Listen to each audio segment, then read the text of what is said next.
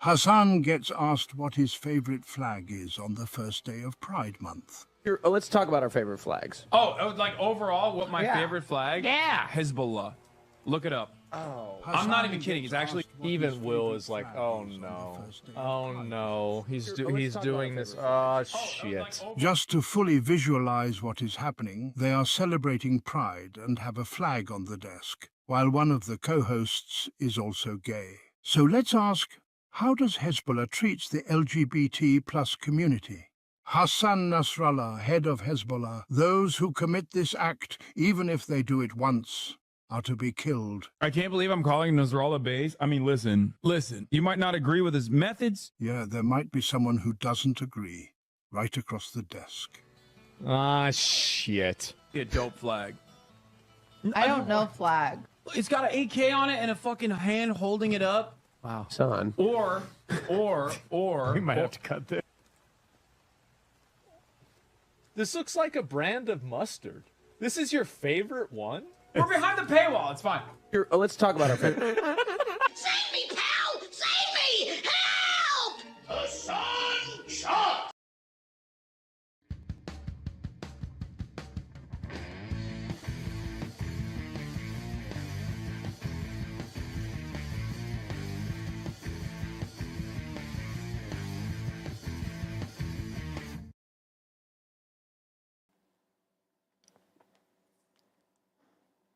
Hassan Chop indeed. As I said last time, that's going to probably follow or preview. What would be the word? Follow or precede. Any clips with Hassan Piker in them, not to be confused with Hassan Chop, but I mean it's pretty well deserved. Because as you can see, it's not exactly, well, I wouldn't trust the guy too much if I was, I don't even have to be gay to not trust the guy very much. But anybody in that room that happened to not really be comfortable, I could understand why. Anyway, before I go off the rails too much, because I'm already going to be putting myself in hot water today, which I recognize right off the bat because anybody that talks about this stuff is going to end up in hot water one way or another. But it's just gotten it's become too cartoonish at this point to really not have a position on this. And it's kind of obvious that, I mean, well, we'll get into it when we get into it. Because I got to finish up the first part, which is the Afrikaner refugee situation. And I know last time I talked about this, I said I was going to do the second part on the next episode, and I will do that real quick because it's not a super long clip. But there's a certain senator, a senator who I assumed was very pro, what's it called, refugee, very pro, pro safety because, he was so afraid of one of his quote-unquote constituents, which, you can kind of take that with a grain of salt. I don't think he even knows who his constituents are, and this guy most certainly isn't one, but I digress. I thought he was really pro refugee, and it turns out that, well, maybe not so much if they are not from Latin America, apparently, or most specifically, if they're not a white South African farmer, because they couldn't possibly be in any kind of danger or anything, I guess. There's two clips I'll be going over today that if you aren't able to tell, they really pissed me off. Because just, first of all, the arrogance of these people is unreal. They are both, and I'll let you know who they are when I'm about to play them.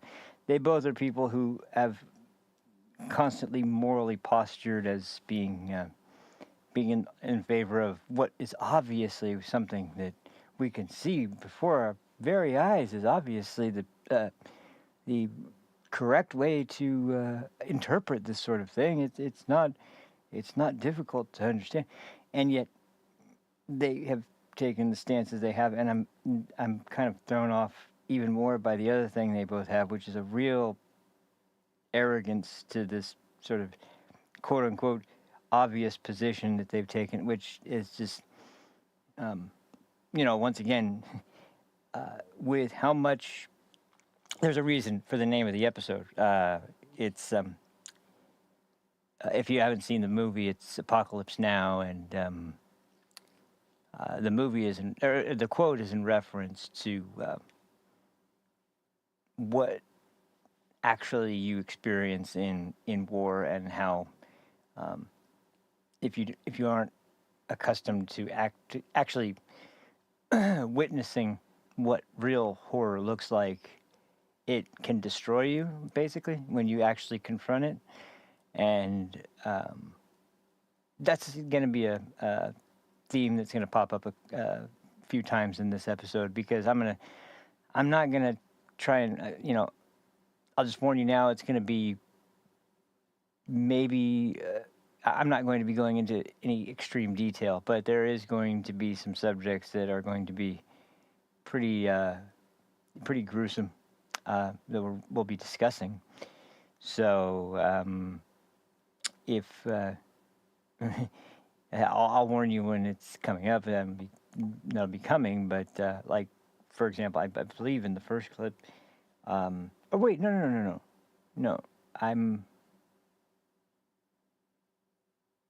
Was it that one? It might be. I'll just say it might be, because I'm only going to play that one, and because it was the second part of the Dave Rubin, and what's his name? It's Rob Herzog. He's a South African, and he's been speaking out about the brutality on the white farmers in South Africa for quite a while now. And once again, as we discussed last time, the idea that there's nothing going on as stadiums are filled up with people literally singing about killing the white farmer. I mean, it's absolutely like, okay, so what are they just having a good old time? They're just laughing about it. It's just a joke. It's just for fun. It's not really happening, because it sounds like it is, and it sounds like it's happening to quite a few people. And I can tell you one difference between the people from there and the people that Senator Van Hollen is so eager to champion. I never saw one of the poor people that ended up in Maryland or wherever that supposedly have a right to more and more due process as they just see fit to just throw the word out, throw the term out, excuse me. But I never saw anyone that was coming in, even under the Biden administration, or that illegally crossed. They're not exactly the kind to be waving the American flag around, or draping it across their shoulders, or even like being near it in the same photo. And yet, the South African farmers that were brought here were.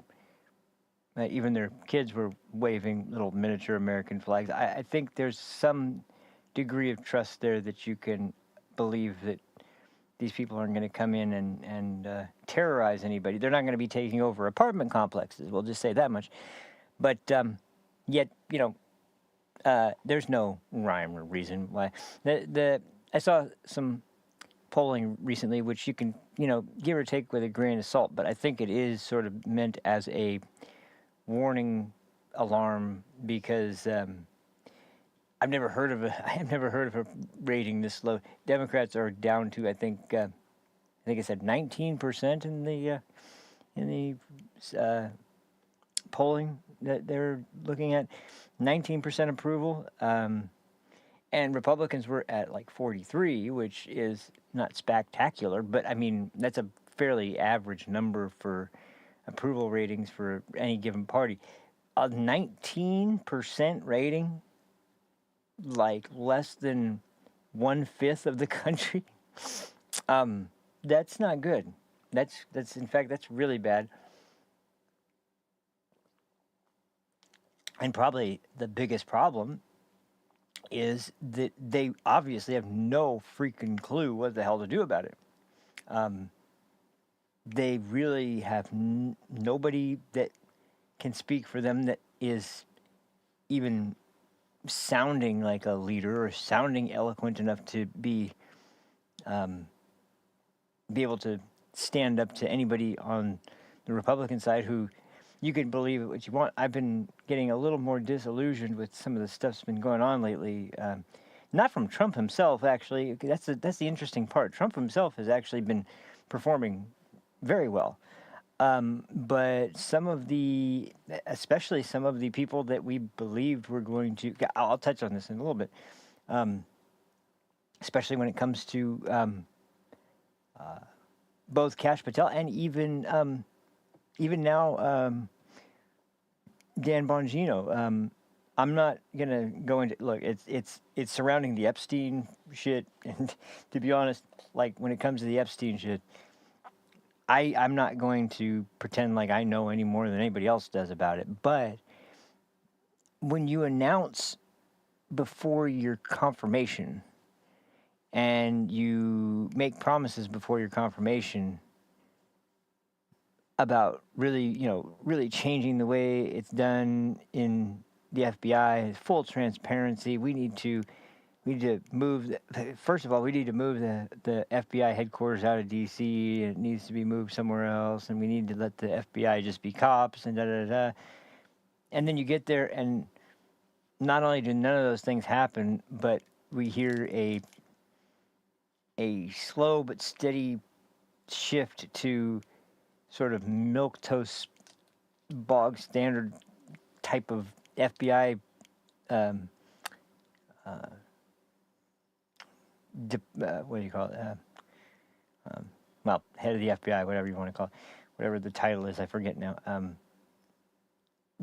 He just kind of sounds. I mean, not quite as corrupt as Christopher Wray. Definitely not quite as corrupt as someone like Comey, but it doesn't sound like Kash Patel. And somebody mentions this actually in a clip I'm going to play about this. I better not keep talking about it and just play them, but I will say this just to kind of make the point before we get into it, because I kind of like this, and I want you to think about it when we go into it. He mentions like when we saw Biden, when you saw Biden live on television or on a clip from YouTube or whatever, you could look at that guy and go, that's not right. Something's off here. There's definitely something off. With him, it's something very specific. It's obviously something related to, a mental condition. But you could still sense something's off. It's similar here, but it's not the mental impairedness. It's something else. And something is definitely unusual. The way they sound. I was a huge fan of Dan's show on his podcast. I used to watch it as much as I could, and I always enjoyed his perspective on things because he always was really a straight shooter, it seemed like. And I know it wasn't really like, this definitely wasn't something that was planned. Like, he kind of was asked about it and wasn't going to say no to this position, but at the same time, now seeing him in the role, he looks so, like, I've never seen him so stiff and rigid and jagged, and his eyes just like almost bulging, like, out of his head. It's very unnerving. It's very unnerving, and it just makes me feel like something's off here. And once again, this isn't about any particular case or anything like that. It's just about the demeanor of a guy that I've watched for a long time, and I've seen him in many different moods, from excited and celebratory to really angry, to depressed, to and this isn't any of those moods. This is something different. Like, this is, I don't want to say fear, but that's like the only thing that seems to kind of come close, even, or something overwhelming him. And I don't want to play psychiatrist, but like that, something's off. with Cash, it's a little harder to pick up on it, and I'll just say, admittedly, it's because I've only seen him in a handful of interviews before now. I didn't really know him nearly as well as Dan, and of course, he didn't have the podcast like Dan did. But at the same time, there's still I know enough about him. I know enough about his charisma. He's a very charismatic guy, and that's kind of almost vanished. And the way he speaks is just very different. It's like there's this level of decorum that he's trying to, and if it was a situation where he was seeming like he wanted to come across as being more, what's the word? More like officially, more official, I guess, then he would come across more formal sounding than he normally did. That would be one thing, but that's not quite it either. It's like it's almost like someone who got reprimanded for not addressing their senior officer correctly or something. I don't know. It's whatever it is, something's off, and I wouldn't have expected those two men in particular to have so many strange situations that I've seen them in already, but I mean, the rot runs deep. So, but anyway, that's the only thing I can think. Anyway, so we'll go ahead and get into what do I want to start with? You want to start with the? Maybe I should start with just the second half of that conversation with, because that'll blend nicely into the videos from the congressman. There's one other video of one particular member of the House, Chairman Mark Green.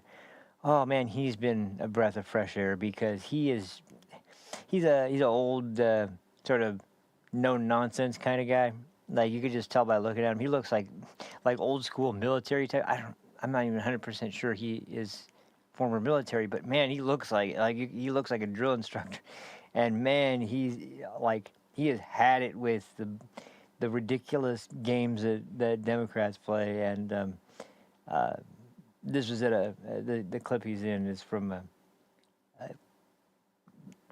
what's it called, a committee with a guy who I've talked about many times, my favorite, Dan Goldman, piece of shit. Anyway, but like he holds up the committee for like 20 minutes because he's all angry that Marjorie Taylor Greene puts some sort of suggestion out about I don't remember what it was, but he's nitpicking something about her statement and saying that this isn't official. It's about it's obviously about the deportations and how they're not legal and they haven't had due process. And then there's a judge's situation, which, I mean, anybody should be able to kind of guess that this one is one that you really should have no trouble. No one should have any trouble with when a judge is obviously trying to get around law enforcement by taking a defendant in a case, leading them out a back doorway, escorting them that way, and then allowing them to literally run out the back door as law enforcement chase him down. Yeah, that's kind of not good. And it's just, yet they are mad at FBI for that. They're mad at law enforcement for that. Law enforcement was doing their job by arresting an illegal. I know you believe that everybody here is not illegally here. They all are supposed to be getting their due process, aka they're all supposed to apparently have a jury trial. But sorry, that's not the way it works. So anyway, we'll get into that part in a minute. I'm sorry. I posted this a couple places, but I was clipping the videos of this for most of the afternoon because there was a lot. I'm probably not even going to get to them all, but watching those ones that I've clipped over again and noticing a few things I didn't notice before on some, like, I'm a little a little miffed. So anyway, this one I'm not as miffed at because I have a good amount of respect for Rob Herzog, and Dave Rubin's not such a bad guy either. So anyway, yeah, let's we'll get into this one. How long is this clip? Hold on just a second. Let me see.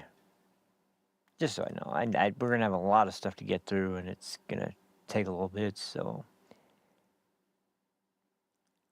I don't want to go through something particularly too long. And if it's really long, I'll just play a good chunk of it, or a relatively majority of it, and relative majority of it, and then we'll go from there. But this one had so much important information that we didn't get to last time. I just think that, oh God, I keep forgetting this. I accidentally changed the default to Windows Media Player, and about half the clips play with Windows Media Player, about half the clips play with Media Player. There's a program called Media Player, and there's a program called Windows Media Player. I don't know why there's a distinction or what it is, but some clips won't play with the other one. So anyway. And it's really annoying me because seems to be no rhyme or reason about it, but let's see. Okay, it's just over 10 minutes. It's not so bad. All right. We'll kind of just power through this one. This one is much more up to date because this is the one that he did. The first one we watched was from a few months ago. It was the first time he'd ever interviewed him. He hadn't really met him. He'd met him before, but he hadn't had an interview with him to the point where he really got to know him. And this is after knowing him for a while and talking to him several times and getting to know him better and about his history and his family and yada yada. So Dave's far more comfortable. Rob's far more comfortable, and it's also been now the administration had let those 59, I think it was, refugees in, and so the situation had changed quite considerably since the last time they talked, obviously. So, and I think it's a pretty interesting interview. So, let's pull that up and we'll get this one rolling. So, because this situation, I mean, it's not going to be going away anytime soon, and it's just interesting to see the double standard from the 19% party that is so hostile towards this one group. And of course, it's not even mostly due to, it's partly due to the fact they're white, I'm sure, but it's also largely to do with the fact that it was Trump's administration that allowed them into the country and not, I mean, if it had been under the Biden administration, they would have been celebrating this as a wonderful thing to do, and da, da, da. But then again, I don't know if Biden's administration would have let them in because they're white. So, oh, by the way, if you haven't heard, just an interesting bit of news, just to prelude this clip. The latest casualty to fall from the Democrat Party now is old KJP herself, Karine Jean-Pierre, who's now apparently independent. Yeah, independent, my ass. And guess what she's doing? She's writing a book. They're all fucking writing books. They're all writing books. They need to cash in the book money. Oh, boy. Anyway, it's pathetic. Anyway, we'll get to this now. This is round 2. I did not know what was going to happen to round 1, but... Or is there volume? Hold on. Let's see. Round 1, yeah, there is. Which we did in February at Jordan Peterson's R conference in London. I did not know much about you before you sat down with me. We did a little research. We sat down. We had a great conversation. We put the thing up. It was an interesting conversation to me. I don't know a ton about South Africa. I've learned a lot since. That video and that interview went bananas. Elon retweeted it twice. It caused South Africa to be the #1 trend on X. Subsequently, South Africa has now become a hot topic here in America. As we're taping this right now, your president is here. He was at the White House a couple of days ago. There's a lot of talk about what's going on in your country. Beautiful, yeah. You're an investor, you're a businessman, entrepreneur. I sort of view you as what Crocodile Dundee is to Australia. You seem like the Crocodile Dundee of your country.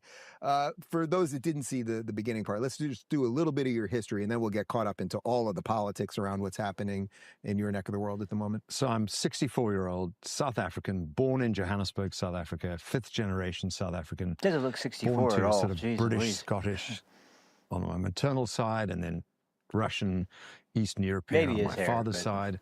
But a 5th generation, and I was born into real wealth in South Africa. So my grandfather and his business partner founded a mining industrial business, which in the 60s, 70s, 80s was one of the big 5 mining industrial businesses in South Africa. And I grew up I was given every opportunity in life, and I took pretty much every opportunity and made the best of it, or I believe I did. And I did schooling and university and military service in South Africa, and then came to America.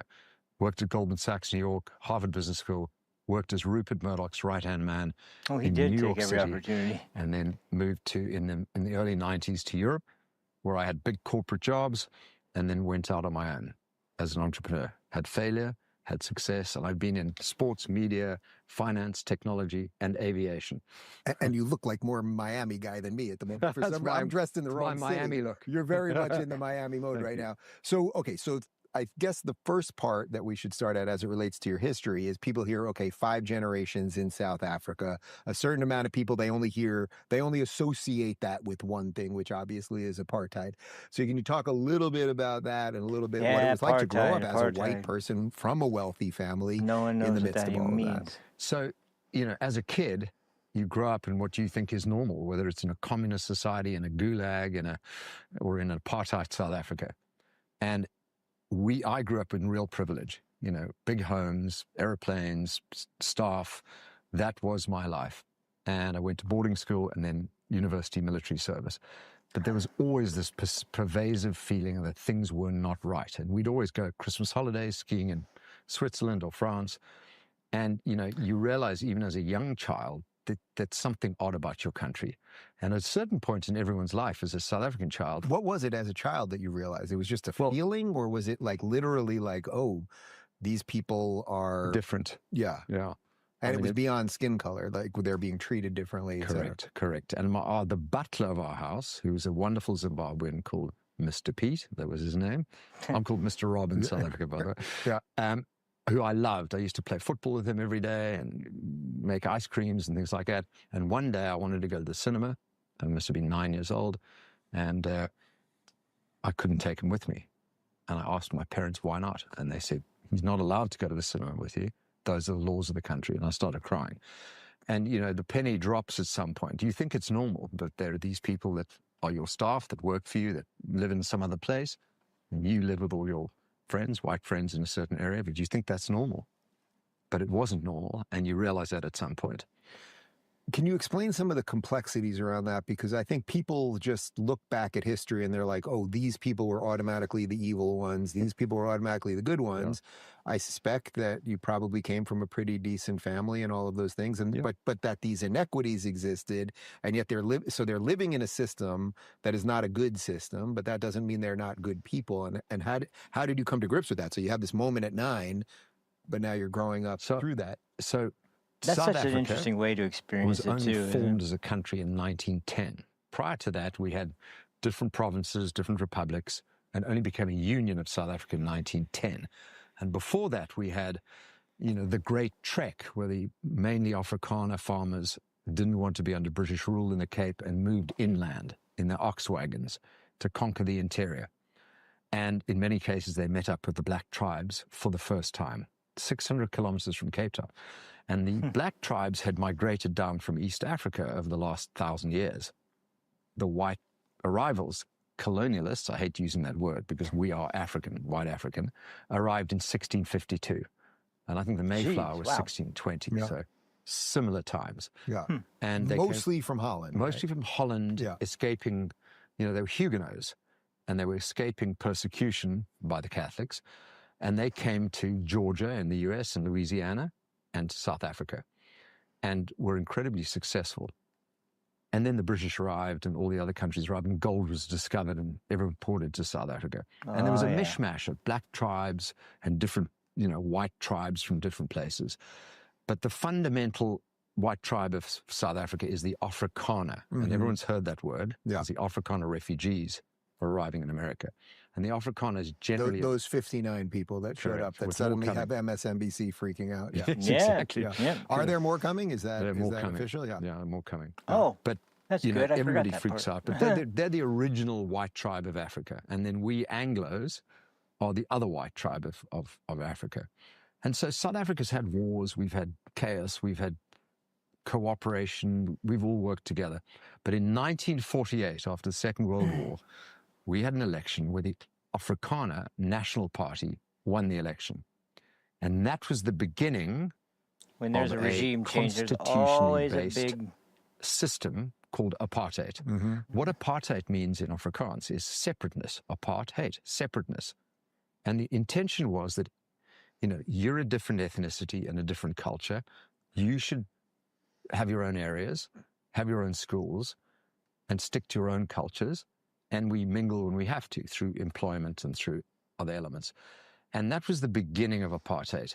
And it obviously evolved from there to a point where in 1985, the Afrikaner national government got together, and because of international sanctions, because of demographics, and because they saw where the world was going, they decided apartheid was unsustainable.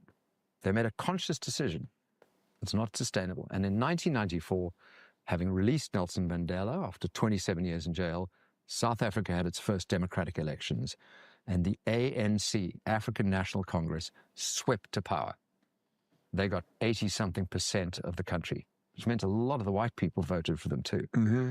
Oh, but they're only evil. Cape Town and the Western Cape, this little strip down in the bottom corner of Africa, One did of the not vote for most the ANC. wealthy and never places has. in And when you look at South Africa, Africa, somebody asked period. me, is it a geographic or a management Town, problem? jeez. The geography issue is that it is twice the size of France, South Africa. It's huge.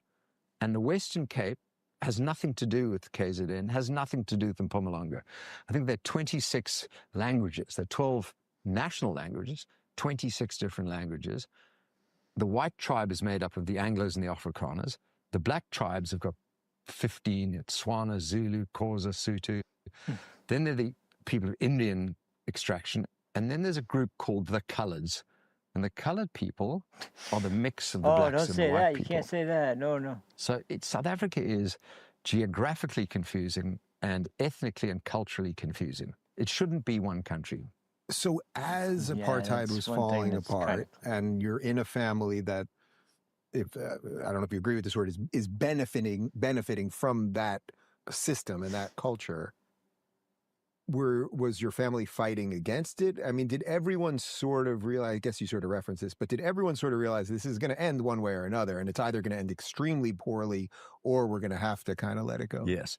So there was always democracy. The whites had the vote under apartheid, and only the whites. And the parliament was made of only white people.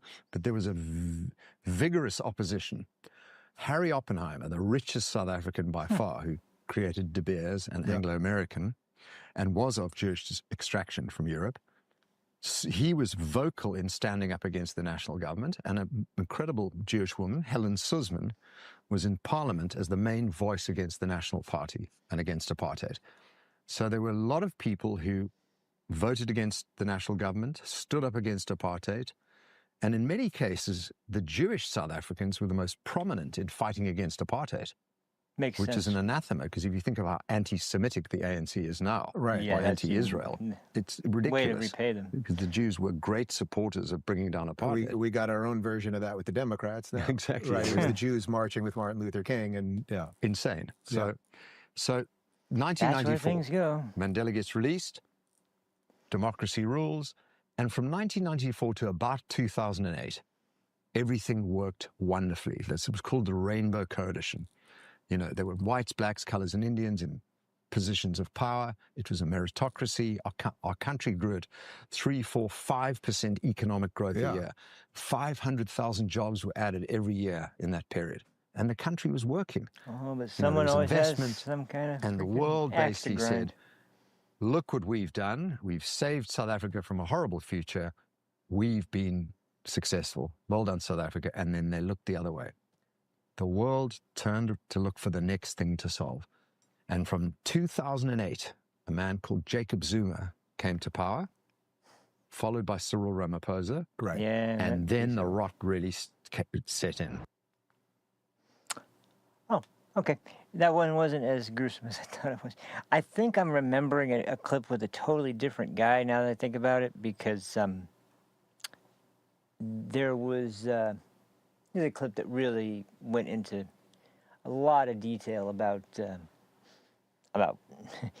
what actually is taking place in terms of the actual raids where these people are killed. They're not just killed, and it's not just white farmers either. Anybody working on those farms is subject to the same torture and death as the white farmers are, and it's pretty disgusting. As a matter of fact, I remember. Well, this was never mind. That was a different region. But I mean, just think of other places in Africa where they are still influenced by, almost terroristic kinds of forms of barbarism and like torture and starvation and just being looked down on, spit on, literally treated like worthless. It's a really disgusting way that the country is unfortunately experiencing this sort of unhinged, incredibly vicious and nearly inhuman kind of anger and resentment because of something that, once again, this is even more recent than the civil rights movement in terms of when how long it was ago that there was actually an abolition of the segregation that was enforced by the government, but it this is where the concept comes in. People that live in these conditions seem to, for some reason, think that it's more. I don't know. It's more beneficial to let out our anger and resentment over something that we either experienced in a way that was not at all like the apex of the type of suffering that had gone on when it was at its peak. And that's not saying that it's a good thing, but once again, you can go through the motions and go through the apologies and the attempts to right the wrongs and do everything possible to attempt to make it clear that we know it was a mistake. We want to make up for that mistake, and we're starting now by making sure everyone is treated the same, and there's no going to be no more. And at some point, somehow, some way, usually due to economic conditions, for one side, they're going to, rather than face up to a harsher reality of the idea that sometimes people just fail, they're going to need some kind of scapegoat for and a reason outside of themselves why it is that they didn't live up to whatever it was they were hoping to achieve. And it's got to be something they can point their finger at, and it's got to be something they can also if physically and materially, like, take steps towards in the physical world to enact some sort of act of revenge of some sort, and it's gruesome. It's always going to be gruesome until I guess this isn't something that that people are ever going to, as a whole, really escape, because people are prone to become pretty angry and resentful. But if there's going to be, I mean, it's going to happen, but there's got to be some way that people can, someone, a voice of reason, as opposed to these nut jobs that just antagonize them further and make them believe that, no, this is you're doing the right thing by torturing and murdering people and families and children, and this is the right thing. I mean, for that to be something that you believe, for you to get so far in your head, is why we're gonna, like I said, it didn't come up luckily, but because I heard some description. I won't go into it just yet. There's enough in this episode that's going to be hard to hear. But the things that happen to the people. This is not just killing and destroying people's farms. This is some very, very twisted and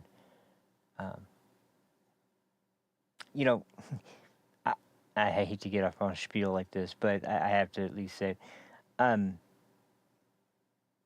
There's been kind of this sort of discussion and realization from people on the right, which I completely agree with, that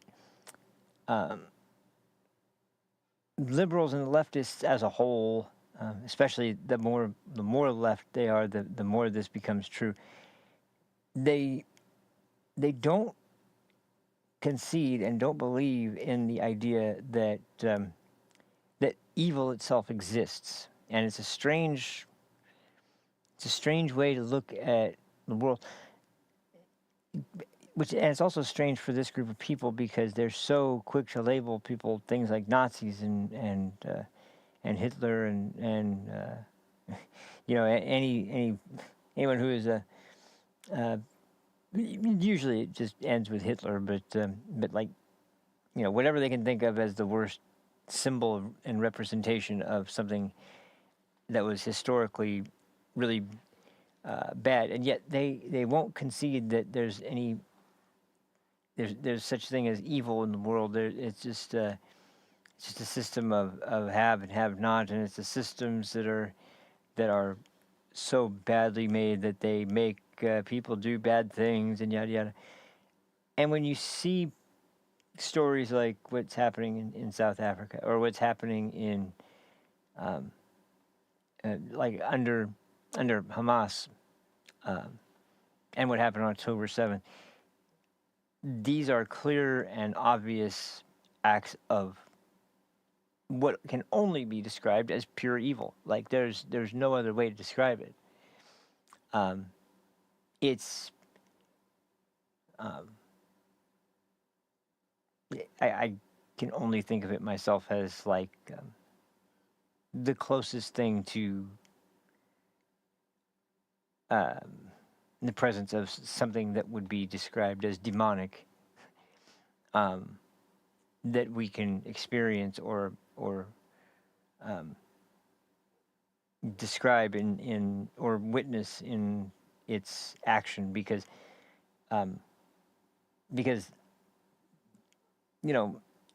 most people, if they're taking the life, especially of another human being, but even, I mean, there's people out there that can't even kill animals, even though, hunting and fishing, those are traditions that have been running through the human race since its inception, really. I mean, like, these are things that people have done for thousands of years, and yet some people just can't bring themselves to kill an animal. I understand that. it's one of the things that's hard for me too. That's why I've said in the past the two things that I can't tolerate from people are those who hurt children and those who hurt animals. I know that a lot of the more deeply religious aren't as prone to considering animals as an equal to children, but and I understand that part. I agree with that, but at the same time, I also can, like, when you see animals that have to suffer.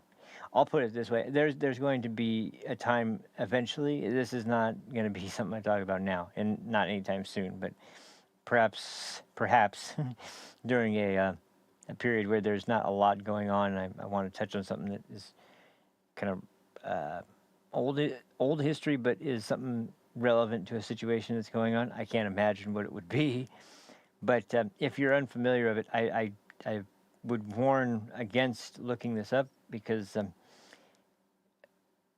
it's not it's not something that is easy to take in as a whole, because this is actually both against animals and children, as a matter of fact. But if you're unfamiliar with the story of the zoo sadists that came up in 2019, 2018, somewhere in there,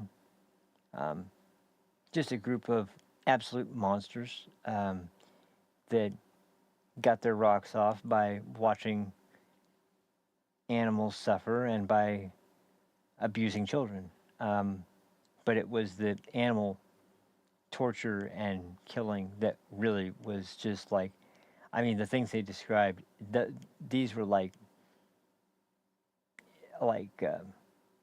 cartoon supervillains. It was that level of absolute disgusting, just next level kinds of evil. And not only are they excited by it and they get off on it, they are excited when they have someone to talk to about it, and some other sick fuck who is into the same thing, and they can send pictures and videos back and forth of the sadistic shit that they do. That's when you read, oh my God, these people are fucking pure evil, and they deserve no quarter in return for anything. And because once again, when it comes to killing someone, it's hard, it's horrible. Sometimes it's very sometimes it's a necessary evil, but it's still something that is very. That's why people in the military are, so many are affected with PTSD and come back with serious mental issues, and they sometimes go undiagnosed because these are things that are hard to talk about. They don't even want to come near it. They don't want to face it. It's too difficult, and yet they just try to live with it, and it just doesn't work that way either, because this type of thing is it destroys you on a level that's deeper than just the intellectual level. It destroys you on a metaphysical level, and this kind of thing here that is going on in South Africa. Once again, we have kids that are coming in waving American flags, and they are escaping this type of environment where people are being just slaughtered and killed, and I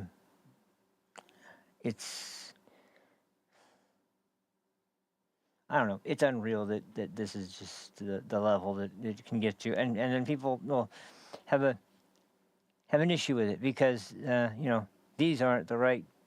These people aren't the victims of anything. They're white. They have that kind of sick, ridiculous mentality. Not only the fact that it exists, but it exists in our own government. Like, people vote for these pieces of shit. Like, really? It really surprises me that we have not that these people are part of the country, but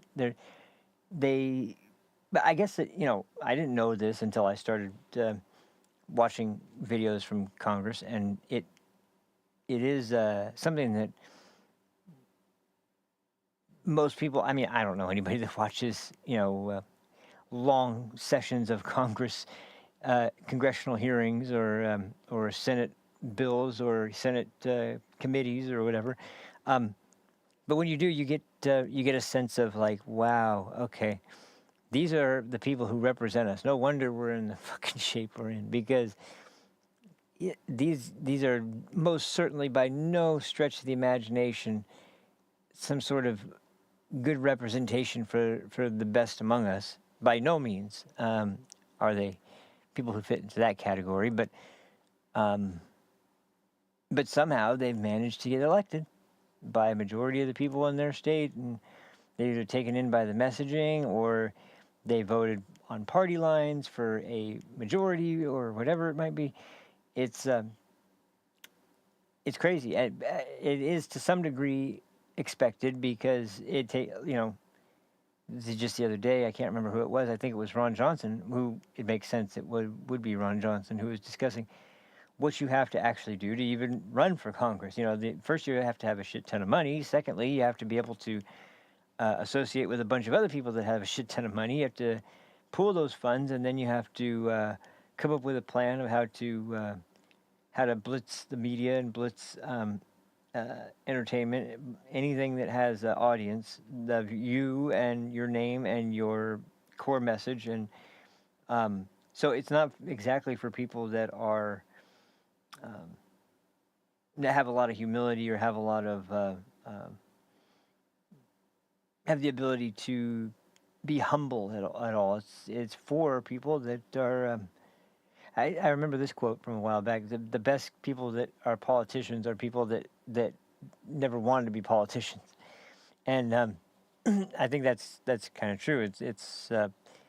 It's also the case why I think Trump happens to be such a unique and very very successful president, with at the bare minimum the policies that he puts into action, and what we should have been left with after his first term, even if it was all destroyed by Joe Biden. It was actually destroyed by COVID in this situation, but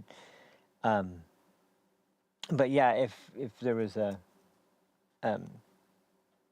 situation where that was kind of embodied pretty well, Donald Trump is one of the characters that actually fills that role pretty well. But it's hard to think of too many others that were that would seemingly be someone that is just selfless. Like, the president, the presidential salary is, it's not anything massive. It's like it's I think like $500,000, $400,000 a year, or something like that. And Trump has never taken his presidential salary. He's donated all of it. So he does the job not just for free. He puts his own money into so many projects, and he's had to put his money into so many fights with the other side, that this is one of the only politicians we have and we've ever had that really is doing it out of a pure love of country, and not out of any kind of narcissistic belief that they are going to be some sort of profoundly benevolent force for good in the country. And I think, even if Trump does believe that, he believes it because that's what he wants to achieve, not because he thinks he has done that.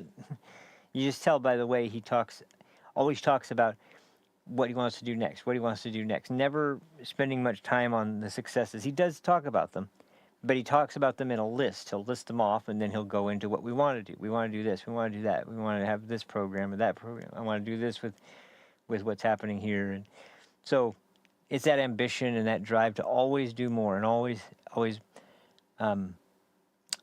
give the American people something that they were hoping to be able to attain, but never imagined that someone would ever be able to provide that. I heard an analogy the other day about why Trump is so beloved by his supporters, and it's because it really is pretty simple.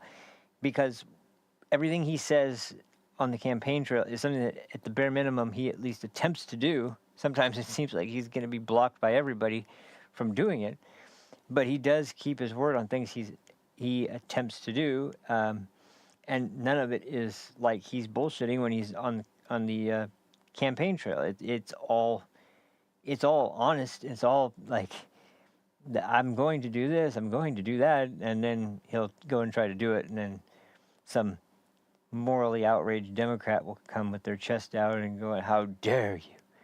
But like Greta Thunberg, okay, she was on her way to the Middle East, by the way, because, well, we'll get into that in a minute. So anyway, to wrap up this sort of story, we'll just go over. There's 2 clips. First, I'm going to show you the one that pissed me off, and then we'll end on a more optimistic note with Chairman Green. But first, we'll start with this piece of garbage, Senator Van Hollen, the guy who would go down to El Salvador to meet with Mr. Abrasio Garcia, the Maryland man and father, and that guy. He'll go down there to make sure that he's being treated humanely, but not call the family of I think it was Rachel Morin, who actually was a constituent of his, by the way, and who actually was murdered by illegals and illegal in his state. And not once did he ever reach out to her, talk to her mother or her family or the people that were her closest friends or anything like that. Nothing. He didn't care about them. He didn't care. He doesn't care about anybody in his state. He cares that his state put him in office and he wants to stay there. That's what he cares about. And it's made abundantly clear here, which once again, this is the way your DC politician, on average, thinks about the issues. So I'll pull this clip up and then we'll watch this one, because this is a real testament to where Senator Van Hollen's priorities are, and where look, I was talking about people in Trump's cabinet that were kind of disappointing. Someone who is not, which I still am cautious about being optimistic, but I am very happy with what I've seen so far, and that's Marco Rubio. Man, the guy's he's come out swinging every time when it comes to these people that are so anti-Trump that they just want to block everything, even if it's an obviously good idea or obviously something that would be beneficial to the United States or whatever. They come out and condemn it every time, and Marco Rubio is there to make them look like fools every single time, and he's good at it. He's very good at it. He might be better at this role than he is at a senator. It's crazy. But this is him going toe-to-toe with the pro-wife beater, Mr. Abrasio Garcia. This is Senator Van Hollen and his ridiculous line of questioning for Senator Rubio, because you've got to get your gotchas in. God forbid you have a section to... Oh, I did it again. It's stupid. Man, I got to change the default program on this, because it's almost always not this one. And it takes this long to freaking just to inform me that, oh, this can't play the file. Yeah, I know already. Can you just get it there? There we go. Okay. Yeah.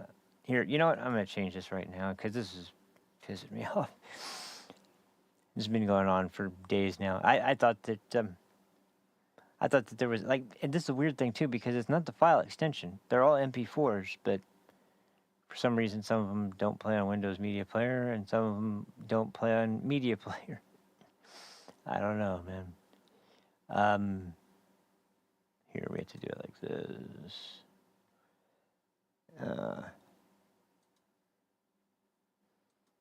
There we go.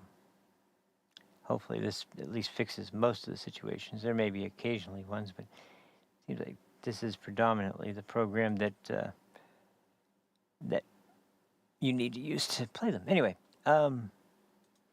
so let's listen to this crusty old bastard and see what he has to say. All right. Oh, no. Oh, come on. Oh, there we go. Okay. All right. Now we can play. Executive order on the first day of his presidency, President Trump paused all refugee programs and has canceled contracts to the agencies like the U.S. Catholic Church or Lutheran Refugee Services or HIAS or Church World Services who've been because they're not corrupt or anything. refugees. Those programs are paused. There's litigation about it, but as far as I know, the United States is not, or the administration has not withdrawn the executive order. So there's essentially from this administration no refugee programs for anyone except. In early February, the president announced a special refugee program for Afrikaner farmers, justified A, by some concerns about South African foreign policy, but B, listen to the way he a frames claim that these were persecuted individuals. So A right claim now, that the these US were refugee persecuted program individuals. allows a special program for Afrikaner farmers, the first group of whom arrived at Dulles Airport in Virginia not long ago, while shutting off the refugee program for everyone else. Do you think Afrikaner farmers are the most persecuted This is the most group in the ridiculous world? argument. I think those 49 people that came certainly felt they were persecuted, and they passed every sort of check mark that had to be checked off in terms of meeting the requirements for that. They live in a country where farms are taken and land is taken on a racial basis. Okay. Do you think they're more persecuted than Uyghurs or Rohingyas, or more persecuted than political dissidents in Cuba or Venezuela or Nicaragua, or more persecuted than those who would be threatened should they be returned to Afghanistan by violence by the Taliban? Well, the problem we face there is the volume problem, okay? If you look at all the persecuted people of the world, it's millions of people. They can't all come here. And we had refugee programs. So why prioritize Afrikaner farmers? Well, because it's a small subset, it's a new issue, and the president identified it as a problem and wanted to use it as an example. But that's different from having these refugee programs that were basically spending money to put people up in communities and accommodate them, and it was acting as a magnet. Millions of people entered this country illegally, and today the border is sealed. Let me challenge you, and I'm just going to say for the public, if you want to understand about the quote persecution of Afrikaner farmers. Oh, that's go the look one. At the composition. Of that's the one that I can't let go. The quote persecution of Afrikaner farmers. You piece of shit. Look at this smug asshole. The quote persecution of Afrikaner farmers. So you didn't see the videos, huh? You didn't see the videos of the stadiums calling for them to be killed? You didn't see the videos of the sick fucking pieces of trash that are calling for their death every day? You didn't see those? You didn't hear about the fact that that song was outlawed until, essentially, what was it? I don't want to say it was, well, I won't even go down the road. The point is that it was illegal to sing that song. Now it's legal to sing that song. And that's just hunky-dory with you. That's not any threat to the Afrikaner farmers. The quote persecution, it's not a real persecution. It's not really a threat. These people really aren't being tortured to death and murdered and having their homes burned to the ground and their farms burnt to the ground by a group of people laughing and cheering as they do it. That's not a real issue, huh?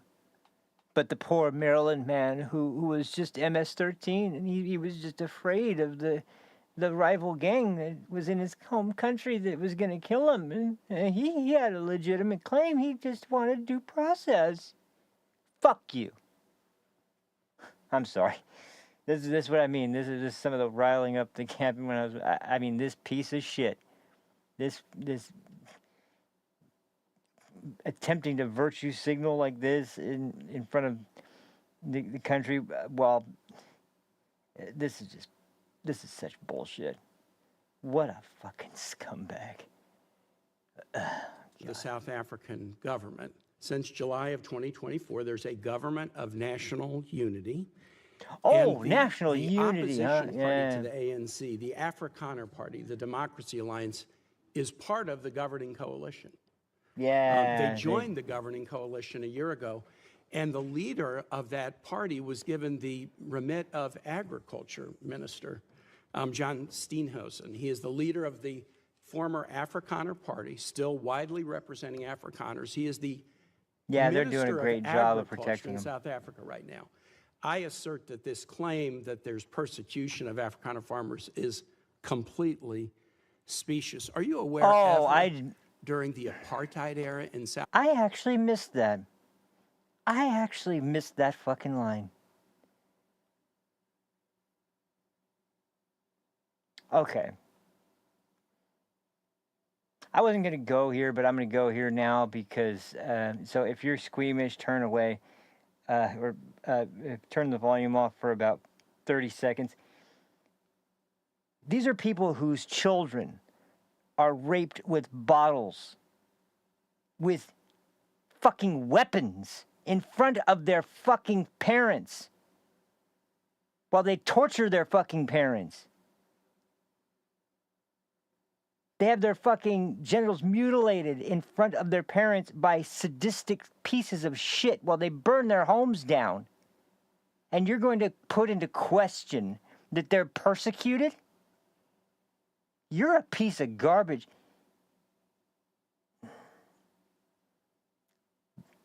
That was crossing a big line. That was really crossing a line. I would love for him to hear from the people that are actually discussing what actually is happening. Because you know why there's no cases of this? The police won't fucking investigate it. God damn. Oh, sorry. Don't mean to go blasphemous here, but this guy's lower than I thought. Man, that's disgusting. That's incredibly disgusting. South Africa, did the United States establish a special program to allow South African blacks who were treated as second-class citizens in the apartheid program? Oh, in the 80s? A special program When it was still active? refugee status in the United States? In the 80s? because I was probably in 9th grade or 8th grade at the time. Well, then I don't expect you to know. I'll just tell you, never. Yeah, we has had there so been a many. program. We were so A involved special in South program for Africa Africans and to come in as refugees to the United States. We've allowed special programs for people being persecuted for their religion, Soviet-era Jews. We've allowed special programs. so we should for have. people Let's fleeing just get from this straight. We should have let in the black Africans Vietnam, during the Soviet apartheid, Union. but to let in the white We've Africans never allowed a special for getting program murdered to right allow now. We're Africans not. Oh, we're into not the supposed United to allow States them. in an expedited refugee status until now. Afrikaner farmers living in a nation governed by a government of national unity that includes the national Afrikaner unity, Party. yeah. And actually, an even more right-wing Afrikaner Party is also included in the coalition government. Oh, we got to Now, throw in the would you right-wing agree part, with don't me, we? Mr. Secretary, that if we're interpreting the statutory phrase, a well-justified fear of persecution, we should try to do that in an even-handed way? I think we should try to do that in the interest of the national security of the United States. So Yes, indeed. Okay, I agree with you too. No, We you should. don't. No, you don't. Should You we want try to the do it in an Maryland man even-handed with way? So, and for his example, should MS-13 we buddies to say, come back. If you're persecuted on the grounds of your religion, we'll let you in if you're a Christian, but not if you're a Muslim. I think that the United States has a right to allow into this country and prioritize allowance of who they want to allow. What the hell does that have to do with this? No, but I think there's just a but statement. I'm going to ask you, so a well-justified fear of persecution? Yeah, you they don't thought think that their means- farms you were don't being think burned that down and they would means be killed. anything? I think that's a pretty good justification for wanting to come. They're Okay. afraid for their lives. And should it be applied in an even-handed way? That's an easy. No, our foreign policy doesn't even-handed? What does require that mean? even-handedness. It Well, wait, requires but the prioritizing the interest of the statutory United States. phrase says you are entitled to entrance as a refugee if you demonstrate a well-justified fear of persecution. No, you're not entitled, So you're can you allowed. have Yeah, a different standard entitled. based upon the color of somebody's Entitled. You're not skin? Would that entitled be to acceptable? Well, shit. I'm not the one arguing that. Apparently you are, because you don't No, like the fact that they're I'm white, just and that's why asking they're you to coming. say that Thank would be you. unacceptable. Thank you, I would Marco say the Rubio. United A States- very easy The thing United to say, States has a right to pick and choose who they allow into the United even States. based on the color of somebody's skin. No you're one's. saying. You're the one that's talking about the color Yeah. of their skin, not me. These You're are people whose refusing to farms were being acknowledge burned that it down and they should were be killed because of the even-handed. color of their skin. Well, I'm. That's correct. I'm glad. Yeah, shut that Well, fucking you've thing off. demonstrated enough because you think anyone should be allowed into this country for any reason because they met a certain Who has criteria. said that? We are going to prioritize people that come into our country on the basis of what's in the interest of this country. That's a small number of people that are coming. But in you that said particular you said case. this weekend that But there in would other be more. cases, it's harder to vet. In other cases, it's more difficult. And by the way, the United States admits people every year. 1 million people come to this country every year Yeah, legally. A yeah, million that's true. And people now a year come to this there is country one legally. group No of other people country in that the have world an is nearly as easy generous. pass into this country. For the first time, this administration has said Afrikaners get an easy pass, and refugee programs for Yeah, the should remainder tell you of the the unique world are conditions shut that are off. shut- And you that are- can't say to the American public that we should apply this statute in an even-handed way. No, I I'm think it should shocked be at that, applied in a and I way. No, yield well, you back. shouldn't No, be shocked. yeah. It should be applied in the national interest of the United States. Our Exactly. immigration policy should be based on the national interest of the United States. Period. End of story. If there is a subset of people that are easier to vet, who we have a better understanding of who they are and what they're going to do when they come here, they're going to receive preference, no doubt about it. There are a lot of sad stories around the world, millions and millions of people around the world. It's heartbreaking. We cannot assume millions and millions of people around the world. No country can. So you have to have a process of deciding who do you prioritize, who do you allow in. We do it all the time. We do it in our immigration system now under our current laws. That's right. That's exactly right. And for him to suggest that that there's, once again, he's just trying to pull the. Oh, whoops. Hold on a second. What did I do? What happened here? How did I go back to the opening? Or is that? Wait, what's going on? Or did it just reset? Hold on just a second. I'm sorry. Oh, yeah, it did. I'm sorry. I thought something happened that I accidentally brought it back to the opening screen. But I guess my browser just reset for some reason. Sorry. Anyway. Yeah, that's I'm sorry for getting worked up, but that was I got to play it now because Mark Green has the perfect summary of exactly what the Democrats are doing right now, and this is here we go. It's I'm not the only one who's frustrated. I mean, it's pretty clear here that Mark Green is very frustrated with this absolute joke of a party, and it's pretty obvious that that the majority of the American people are also pretty disgusted by this complete sham of a party and their ridiculous attempts to try to pretend to be the good guys, because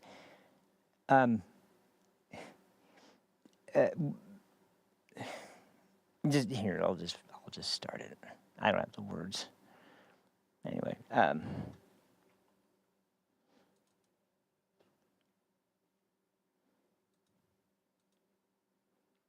okay.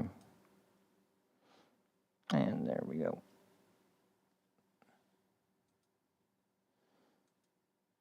I really like it when there's a senator or a congressman. Usually Congress is more the House is more prone to have these kinds of kind of blunt discussions, because it's kind of more of the Wild West in the House as opposed to in the Senate, where they try to pretend like they are so dignified there, whereas in all honesty they're just probably paid more. But but yeah, if you wanted a member of the House Republican Party that you could tell obviously has had enough of these ridiculous games and all these stupid talking points that try to paint everything as an issue that's so obvious, and the president is so evil, and he's obviously racist, and he's obviously this and that, and his policies obviously don't care about the American people. Mark Green is spot on this one.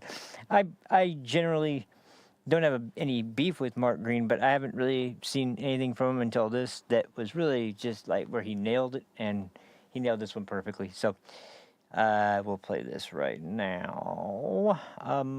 Where are we? Oh yeah, that's right.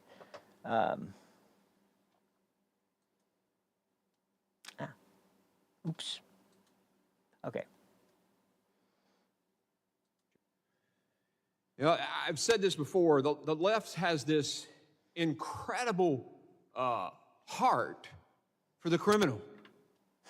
They defend the criminal. A full-throated defense of criminals over the safety of Americans and the following of the rule of law. We've even seen the defense of a congresswoman, who threw a punch at a police officer. I mean, that's unconscionable. You know, if I was a 100% politician, and I'm not, but if I was a 100% politician, I'd be happy with that. Why? Because that's exactly the reason they lost every single swing state in the recent election, the border. This full-throated defense of criminals and the punching of law enforcement in the face.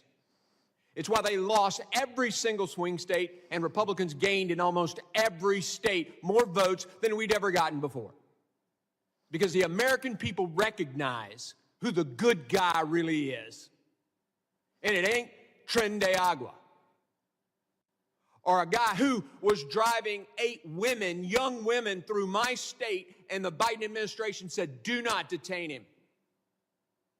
Gee, I wonder what he was doing there. As I've said before, the left doesn't know a good guy from a bad guy. They street violent criminals and they want to defund ICE. That's been their mantra since I've been in this position. It's ridiculous. It's heinous. And yes, if I were a pure politician, I'd say keep going, guys. But what it does is it breaks my heart. I am a combat veteran, and I have a kindred connection to those law enforcement agencies and agents who put their ass on the line, their lives on the line for our safety. And we're fussing about whether or not the guy has a mask on to protect his identity when he's an undercover agent. That's another I don't know how many people made an issue out of that. Yeah. Give me a break. Want to cut a deal with Iran, destabilize the Middle East, punch Saudi Arabia in the face, we get an imbalance, and what happens? An invasion of Israel. They don't know a good person from a bad person. This is a better segue clip than I thought. That's why the American people said, we don't want them in charge. Again, if I were a pure politician, I'd say, keep going, guys. But it's a spit in the face to the men who wear that uniform. It's a charade. That's what it is. It's a charade. To say something about law enforcement and turn around and be okay with a U.S. Congresswoman punching a police officer in the back. It's infuriating. Madam Secretary, you have done a remarkable job. And what's happening now is the criminals and the cartels have stopped making billions of dollars trafficking human beings into our country. Oh, thank you for that. It's Secretary Noem, by the way. The texts and tweets that I've gotten from Border Patrol and the texts and tweets I've gotten from law enforcement all across this country during this hearing support everything I'm saying. Thank you. Hell of a step up from Mayorkas. I charge you to keep going. Keep doing it. That judge executes that removal order, get them out of here. They've had their due process. That damn right. And you will have our full-throated support as you continue to do so. And we will work very hard to get reconciliation passed so you have the resources and we can codify the common sense policies that this president has enacted with your leadership. Yeah, that says pretty much all of it. Like I said, and it's interesting because he prefaced Israel. That's where we're going next. We might as well just dive in because the fun never stops. And here's where we're gonna get. Here's where we're gonna get a little testy. And look, there's a reason I've stayed off of Israel and Hamas for the time I've been doing the show, and it's not because I don't have my own opinions about it. I can tell you that, but it's because number one, look, I never really knew much at all about Israel. until actually, ironically, not long before October 7th. It wasn't after October 7th. It was before. So it gets me every time because I actually know a handful of details and some things about Israel pre-October 7th that were already, like, wow, man, that's great. They live under these conditions. Yes, they do. They were already conditions that were pretty extraordinary for a country to be forced to live under, yet willing to tolerate for the good of the country and the stability of the entire region that they're a part of, and also just the responsibility of knowing the history of the Jewish people and the way that the Jewish people have been viewed by multiple different societies throughout history. It's not a pretty. It's not all rainbows and flowers as far as the Jewish history goes. It certainly isn't. But obviously, when you talk about the only country on earth that's supposed to be a country for the Jewish people, and we're going to watch two clips. It's not going to be a ton, but they're going to both be very important and powerful clips. One of them is going to get me angry. One of them is going to make me feel very proud of the individual because, I'll get to that in a minute. But here's the thing. When I first heard about Israel, it was maybe a little under, maybe a little over a year before October 7th. And I'd heard about, it was in discussion of Iron Dome. I had heard the term Iron Dome talked about in Congress. And ironically, although I'm not as big a fan of this guy these days, but I still find his videos and his perspective interesting from time to time. Ben Shapiro, and I do respect the guy. I just disagree with him a lot now, but hey, that's fine. But I do think that when you have the perspective he has and he knows very well, you can't discredit him on something like Israel in terms of like the factual events. You could disagree with his perspective on current events, but when you try to argue the history of the region with him, it's not going to go well. Same with a lot of American pundits and op-ed types of or podcasts or whatever. They're obviously biased sources, but they're people that know their history and they definitely know the history of Israel. And so in this discussion about Iron Dome, what's Iron Dome? What is it? And we're talking about funding to restock it, and I'm like, what's going on? I finally heard on his show what Iron Dome was, and it was a missile defense system, rocket defense system that was used to protect the interior of Israel from predominantly Gaza, but other areas as well, because there were consistent and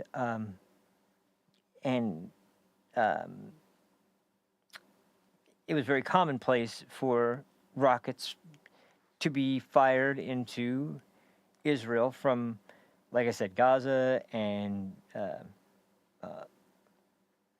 different regions in the area. Usually, what's the country where Hezbollah, Hassan's favorite flag country, or not the country, but Hassan's favorite flag takes residence in, where is it? What is it, Syria? It's not Syria, is it? I can't remember where it is. Anyway, but I mean, Israel's a small country. It's surrounded by a bunch of other countries, and pretty much all of them are not. I mean, Egypt is not unfriendly, but not exactly friendly either, and especially in the context of the border they share with Gaza. And once again, nobody is leveling angry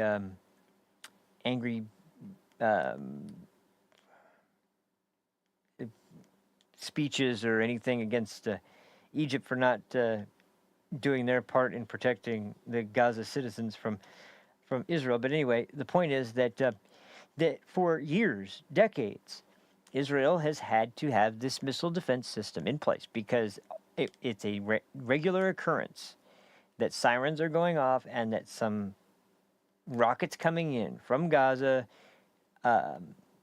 and it's going to potentially land somewhere in Israel. Why does this happen? Well, first of all, it happens because Hamas doesn't care what it hits, as long as it hits somewhere in Israel, and preferably if it kills a Jew. There is a pay-for-slay setup going on there. Usually it revolves around suicide bombers, of course, because they are definitely going to die, obviously. But if you are responsible for murdering a Jew, you will be and you are like killed or arrested by Israel's the IDF or their police force. The Hamas and Hezbollah and different, usually Iran, will be the one who will be paying for your family to get by with certain beneficial privileges and financial support because you killed a Jewish person. The more you kill, the more money they get. It's one of the most disgusting practices I've ever heard of, but it is a real thing. And people associated with Hamas would go up, and this is another aspect of it that lets you know what kind of sick monsters these are. They set up these rocket launching pads on the tops of hospitals, the tops of churches, mosques, the top of schools, libraries, anywhere where there is going to be a decent civilian presence. That's not out of concern for anyone except themselves, because they do it for one reason, and it's obvious. They knew Israel wasn't going to counterstrike a civilian area. This is, like I said, this is way before October 7th. This is decades before October 7th when this practice has been going on. And Hamas has been, essentially it seems like they were biding their time.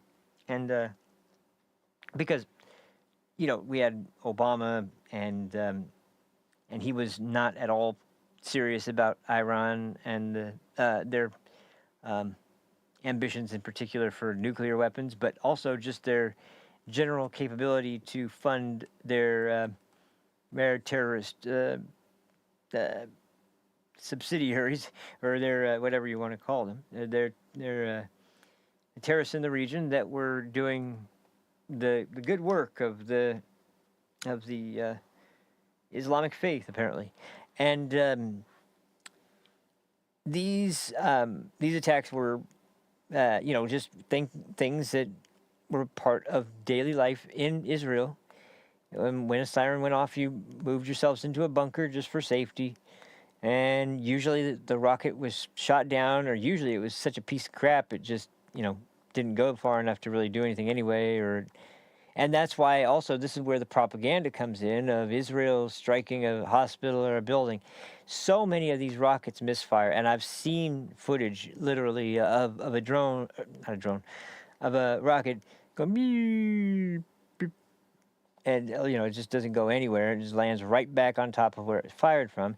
And their excuse every time is, "Oh, Israel struck us. It was the damn Jews." So this is, once again, you got to go into October 7th with the knowledge that these people are already being attacked on a daily basis, and they're living with it as if it's just the cost of life. That shouldn't be something that a country has to deal with. Yeah, our neighbors just want to murder us and kill us, but we have our defenses up. We're all right. It's ridiculous, but that's what the world seems to be ambiguous about, and ambiguous about who the good guy is in this situation, because then when October 7th comes around, it's like, okay, mask off completely, and these monsters go in and they show you exactly what they are, not who they are. They are a beast. they are all just inhuman. The things that were done on October 7th are just there to and if you don't believe me, you can see most of the footage. Although I've been hearing recently that a lot of the more sexual torture was not broadcast and was not released to the public because it was just considered too much.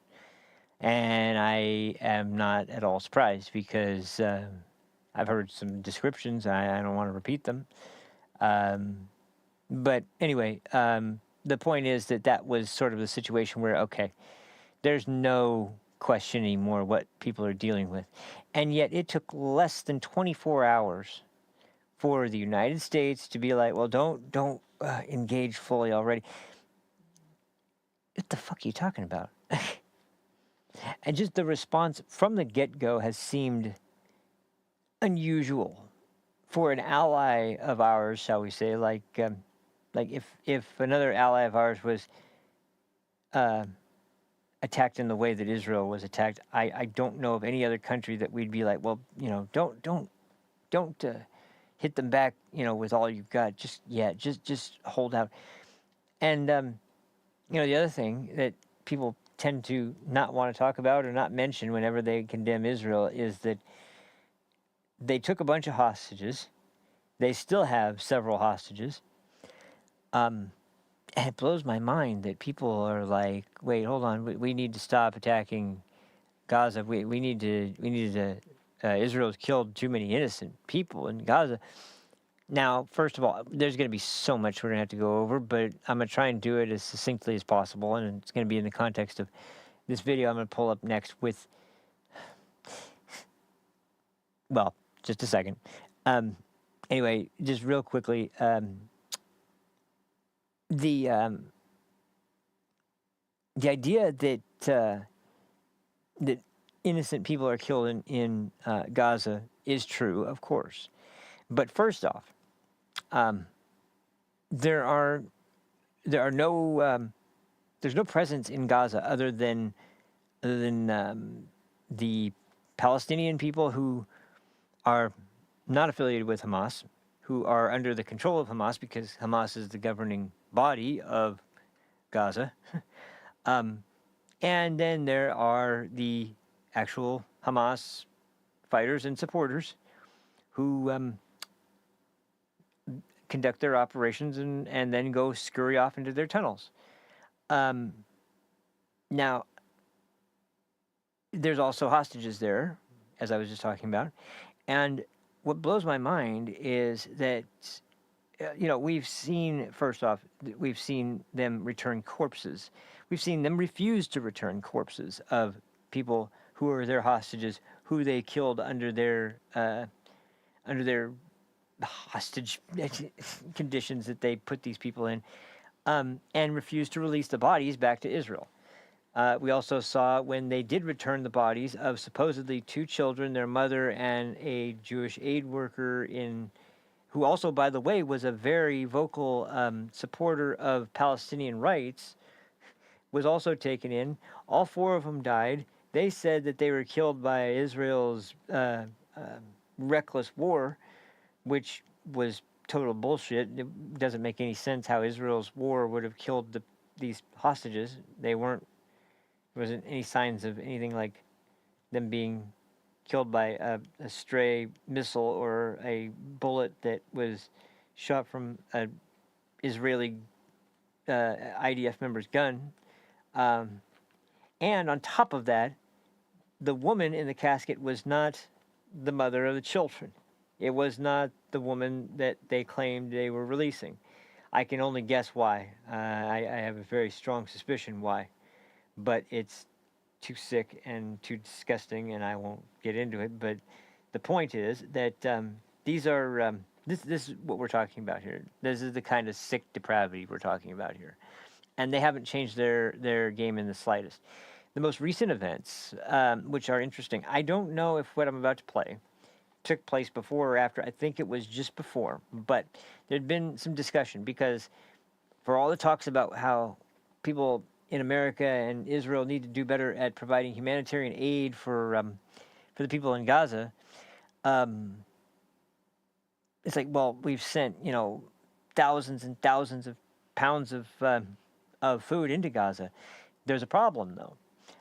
It's been under the control of the UN, who has unfortunately got deep tentacles reaching up to it from Hamas that control this whole subset of an investigative body of the UN. And so what they do is they release all the food and all the humanitarian aid to the government, aka Hamas, and expect them to hand out the food.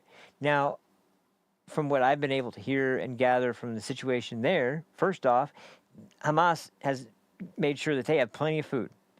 There was that refugee that was on the news with that interviewer that was clearly asking the tough questions about how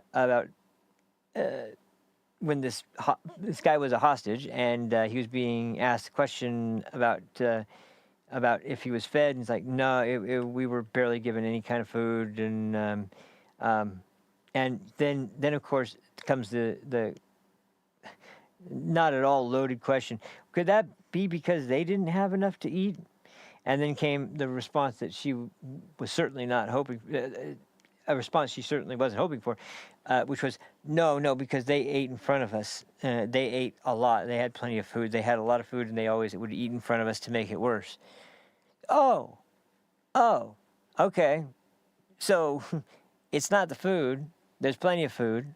They have the food. They won't let anybody else have the food. And in fact, if they're starving you, they're going to eat in front of you because just to show you they have the food. And this woman wants to suggest that, they didn't have, could it be because they didn't have any food? Now, let me be clear.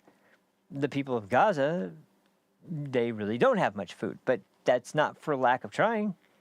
Because, so anyway, the point is that for a while now, people have been saying, well, why doesn't Israel and the United States just do their own food distribution and, cut out the Hamas middleman, set up stations where you'd have humanitarian relief food and set up and distribute it that way. They were talking about it a lot, but they were always getting countered by, once again, the UN telling them, no, you can't do that, you can't do that. That wouldn't be, they would come up with all kinds of reasons why they shouldn't do that. It was all bullshit, but, they would always decide against it. Finally, it seems like, once again, this had to have had our country involved at some level, because I know that well, I'll just get to that in a second. And I have some video from this too. They decided, screw it, we're going to do it anyway. We're just going to set up a food bank. We're going to let people come and get some food if they need food, and we'll release it to the people ourselves. And we won't go through Hamas, and we won't go through UN, we won't go through any of these people. We'll set up the station ourselves. Guess what ended up happening? A bunch of civilians were so thrilled that they were able to get food. They were saying, thank you, United States. Thank you, Donald Trump. Thank you. It was a PR nightmare for the left, because it was everything that they didn't want all in one. Hamas didn't have control of the food. The people were getting it handed to them directly through the United States and Israel, who they both hate, United States and Israel. They hate both of them because they're the evil imperialists. They were giving it to the people of Gaza. The people of Gaza were thrilled to be getting it and were saying on camera, thank you for it. Meanwhile, we find out that Hamas had set up a bunch of barriers and checkpoints along the way to prevent people from going. First telling them, no, it's not true. This isn't actually happening. And then, like, oh, it's actually dangerous. Don't go over there. They're killing people. And it is true that there was a situation where apparently there's obviously confusion, because Hamas, one of their tactics is to dress up in civilian clothing and approach. They'll go with a suicide vest on. They'll go with a weapon on. They'll go with whatever.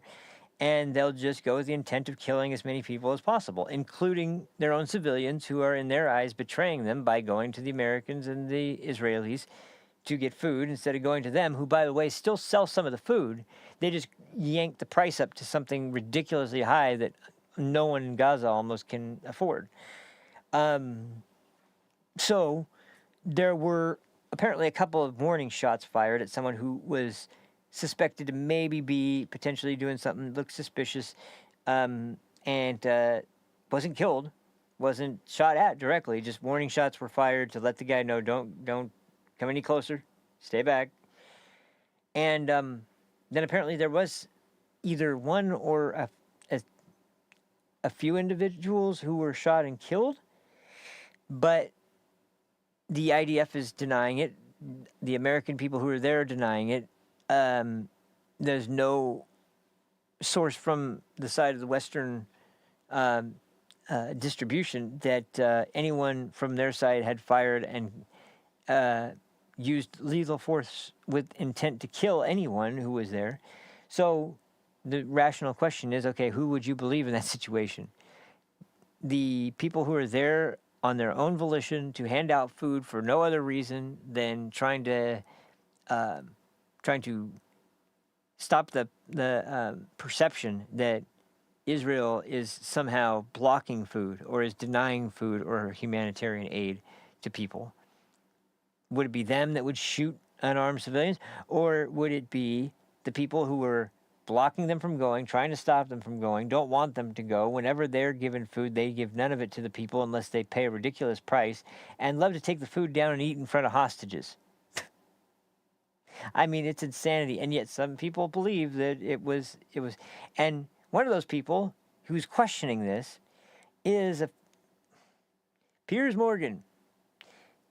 He recently has decided, well, because I think that seems like it's been so much time now that enough is enough. Israel needs to just stop what they're doing. This is enough. I was almost kind of stunned when I first heard this, even though, look, I recognize Piers for the smug, arrogant Brit that he is, and that he's not exactly always the best. As a matter of fact, a lot of times on his show, it's just mindless people yelling back and forth. But I expected a little more out of him than to suggest that because I've come up with an arbitrary deadline in my head that this is when Israel needs to be done with their fight against Hamas, and now it's reached that deadline. There's no possible reason they have to stay there except for just to kill more innocent Palestinian civilians. This is so beyond ridiculous because, once again, my biggest thing is like, okay, so Piers, are you ready to call the families of the hostages and be like, yeah, you know, we think it's been too long and, you know, they're as good as dead anyway, so, you know, sorry, but that's just tough luck for you. What the fuck is wrong with you? We still have hostages there. They won't release them. They won't agree to any deal that agrees to release them. There's no choice on that front alone, let alone the fact that, okay, you let them out. What's going to happen when they inevitably restock their numbers and get back to a place where they're able to, they said themselves, they want to do another October 7th over and over and over again until Israel's destroyed. And the worst part is that there's video footage of everything they did. Every barbarity of that day is on, like, at least most of it, is on film that they shot themselves and sent to the family members of the people they were torturing and killing, and went back to their own family members to celebrate their killing of Jews.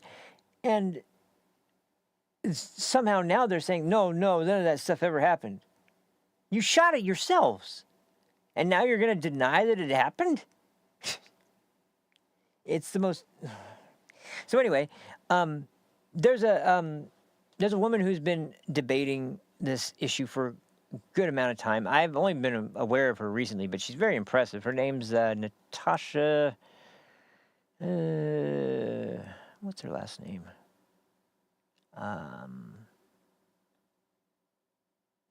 It's Hausdorff. Natasha Hausdorff. And she's a very strong pro-Israeli advocate. and she knows the history of the region. She's kind of a female Douglas Murray. She looks a lot better, though, I will admit. Because, I mean, Douglas is gay, but not just because she's female. She actually is pretty good looking. But that's just me. But anyway, he gets her on his show, and this is one of the worst treatments of a guest on his show I think I've ever seen. Now, I couldn't stomach the whole episode myself. I got the clip from a different YouTube channel. It's called JTV. He's obviously a pro-Israel Jewish YouTuber, and I love to hear. I'm still a fan of Candace Owens despite her stance against the conflict, but so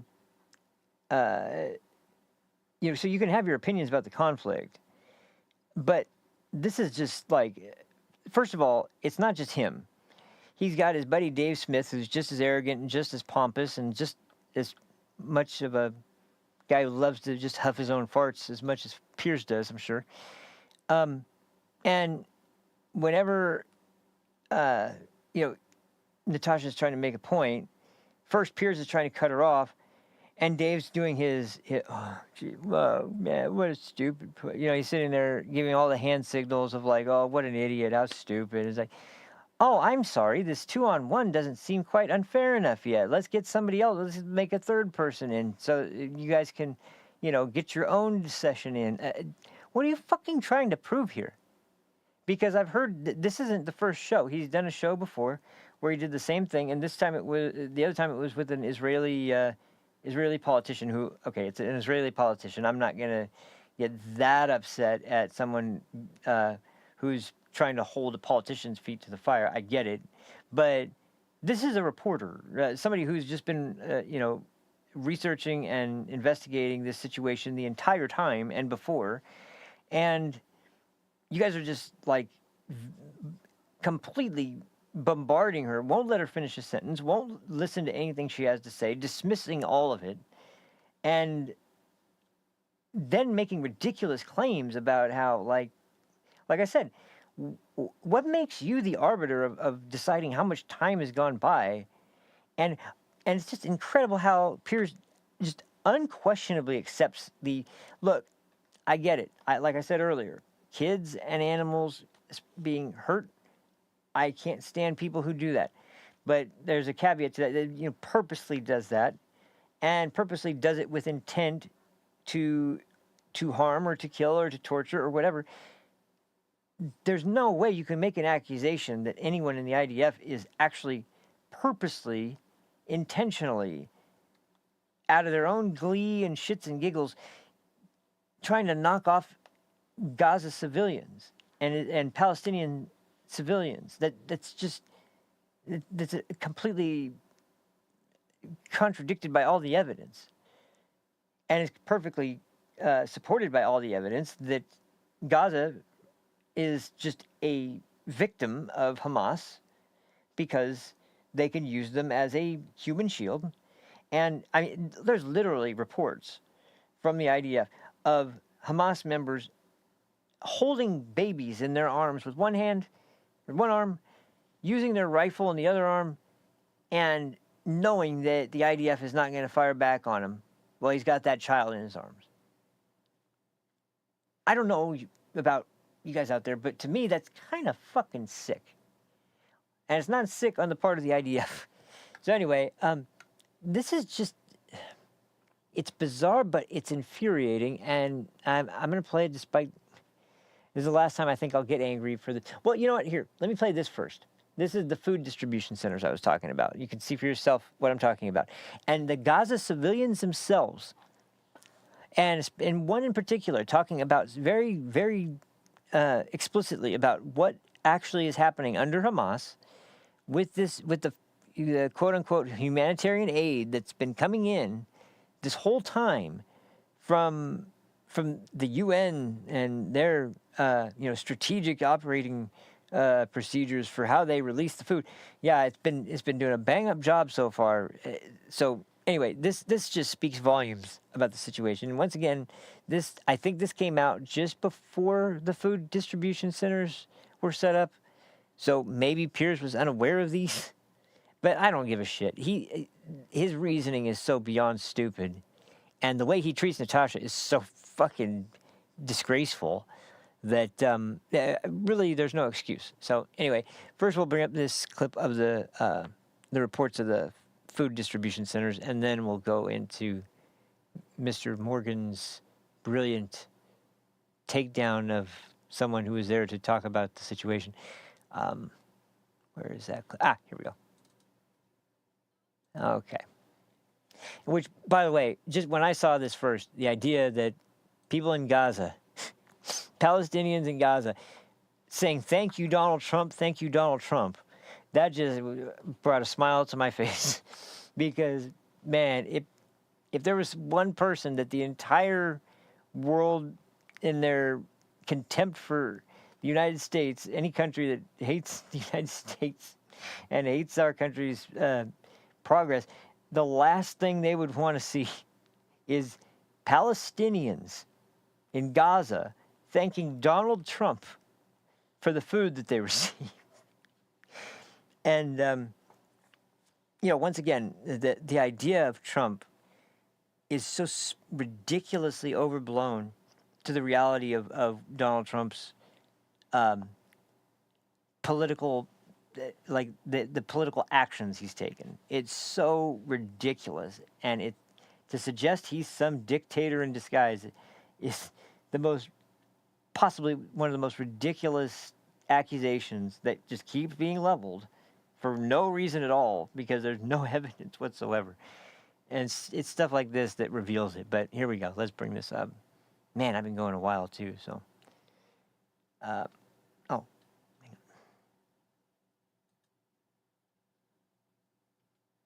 I really don't want to skip the last clip I wanted to play, but maybe I might cut off the one with Piers Morgan earlier than I planned, because I don't want to have to squeeze the last part in. It's too important. But anyway. Gazans love Donald Trump. Yet new footage straight from the war zone in Gaza shows crowds of men chanting and cheering Donald Trump and America's name after they received desperately needed aid relief from a US and Israel-backed aid center. Thank you, America!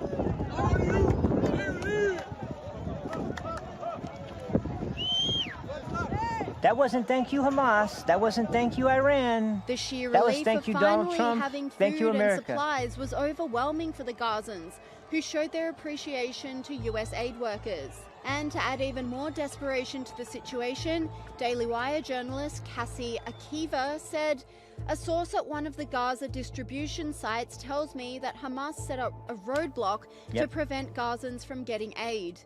They broke through it and were shouting, 'Thank you, America,' upon reaching the site. And the gratitude was felt again with this group. I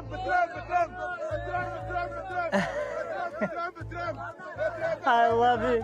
I love it. It's amazing." And this footage shows civilians flocking to the aid center whilst praising Trump. شكرا للرئيس ترامب على حل الأزمة الإنسانية في غزة. إن شاء الله ضلها مستمرة على هذا الحال. هاي هم الكراتين. هاي الناس ماشية حمل الكراتين. شكرا رئيس ترامب. شكرا. This Gazan slammed Hamas for leaving Gazans Now in a desperate state whilst thanking Americans for saving him. أنا اليومين جاي عند عمي، سمعت قالوا لنا في خبر قالت النقطة الأمريكية إنها بتوزع مساعدات. عادي رحت قريب فيش لقيت الناس بتروح طبيعي وعادي. ما حدش يعني قال لنا روحوا ولا حد، لقينا الناس بتروح، وصلنا لقينا الناس صار في طابور والشركة الأمريكية بتوزع بشكل منتظم. لما قالوا لنا ما فيش خلص المساعدات، الناس هجمت واحنا كنا من ضمن اللي هجموا، احنا بنقول حسبي الله ونعم الوكيل على كل واحد خلى الشعب زي هيك. لو انه واحد يقدر يوفر لنا كيلو طحين غير ال 3 كيلو اللي بتوفر لنا النقطة الأمريكية كان ما حدش في الشعب راح. انت قاعد بتقول الحين كيلو طحين ب 100 شيكل في السوق، كيف انا واهلي ممكن احنا نشتريه؟ ولو كان مع الواحد امكانيه كيف باقي العائلات ممكن تشتريه؟ هاي اللي دفعنا احنا نروح على النقطة الأمريكية. وبالعكس كانوا كويسين معانا، كانوا يسلموا الكابونات، صاروا يقولوا لنا خذوا بعكس اللي كان هو ماسك القطاع مش عارف يعمل معانا حاجه. احنا كشعب بنقول لكم احنا بدنا اي حل اي شيء ممكن يوفر لنا الشغلات هذه. كان ما لقيتش حد بروح على النقطه الامريكيه، احنا رحنا مع القله. اذا حماس بتسمعنا تحل عن دين الشعب بموت.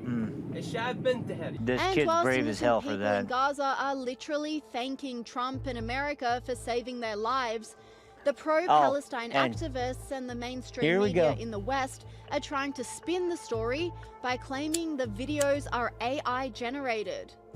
A senior journalist at BBC Verify did in fact verify the images and footage as real, saying there are viral but false claims that this video of the new Tel Al Sultan aid distribution center in Gaza is AI generated and fake.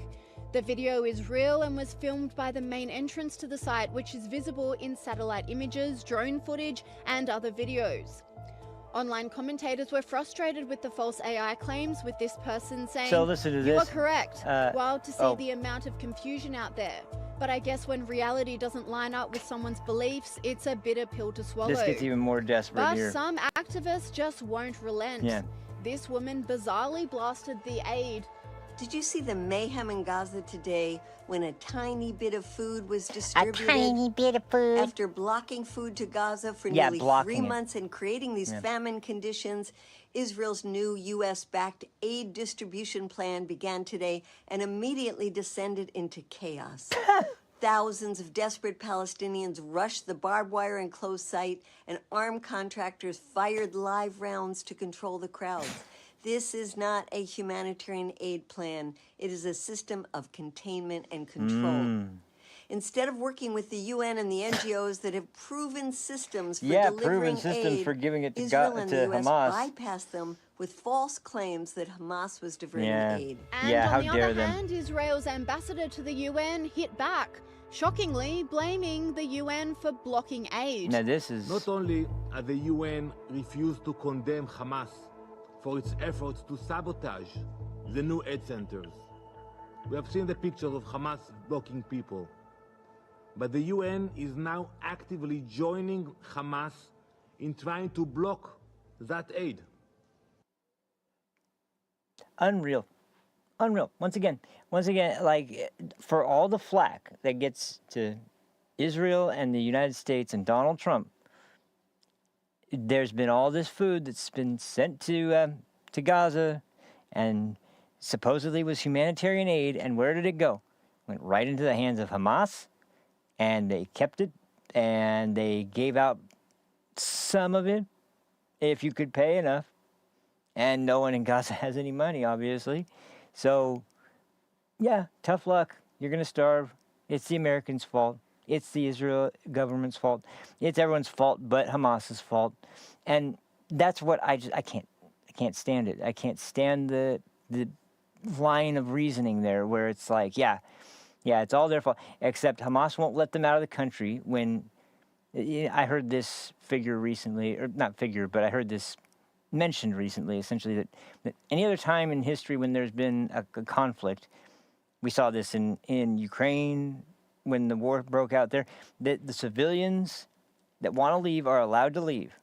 They allow them to leave and escape before the fighting gets too intense. And where doesn't it happen? Oh, here in Gaza.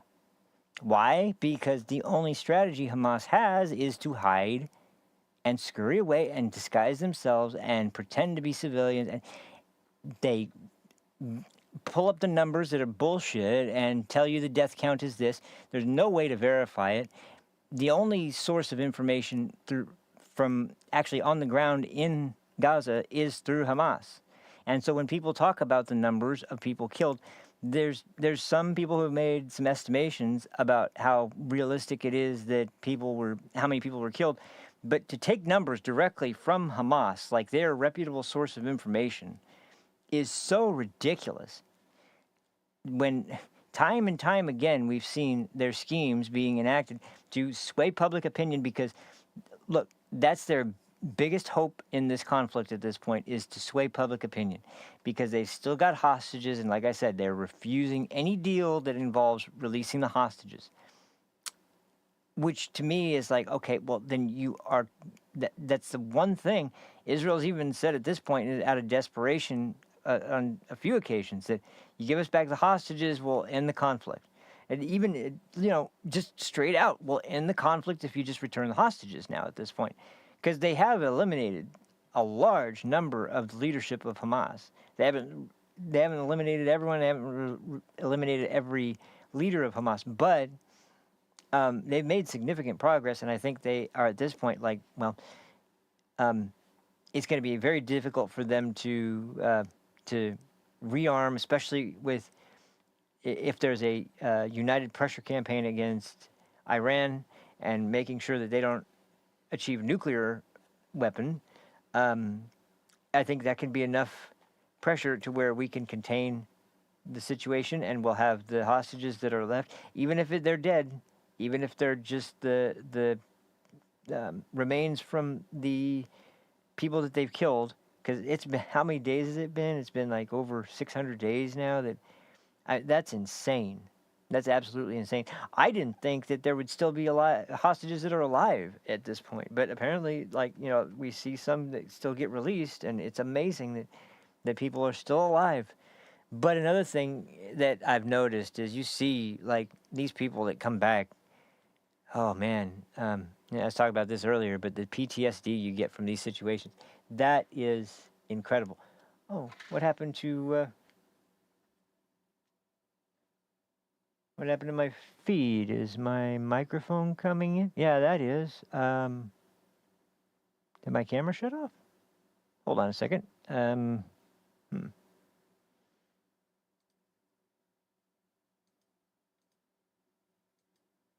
Oh, that's still running. Okay, hold on. Maybe the camera did shut off.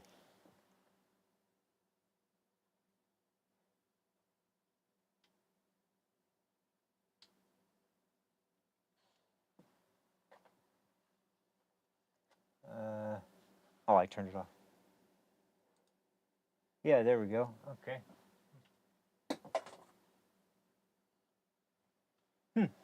That was weird. Okay, well, there we go.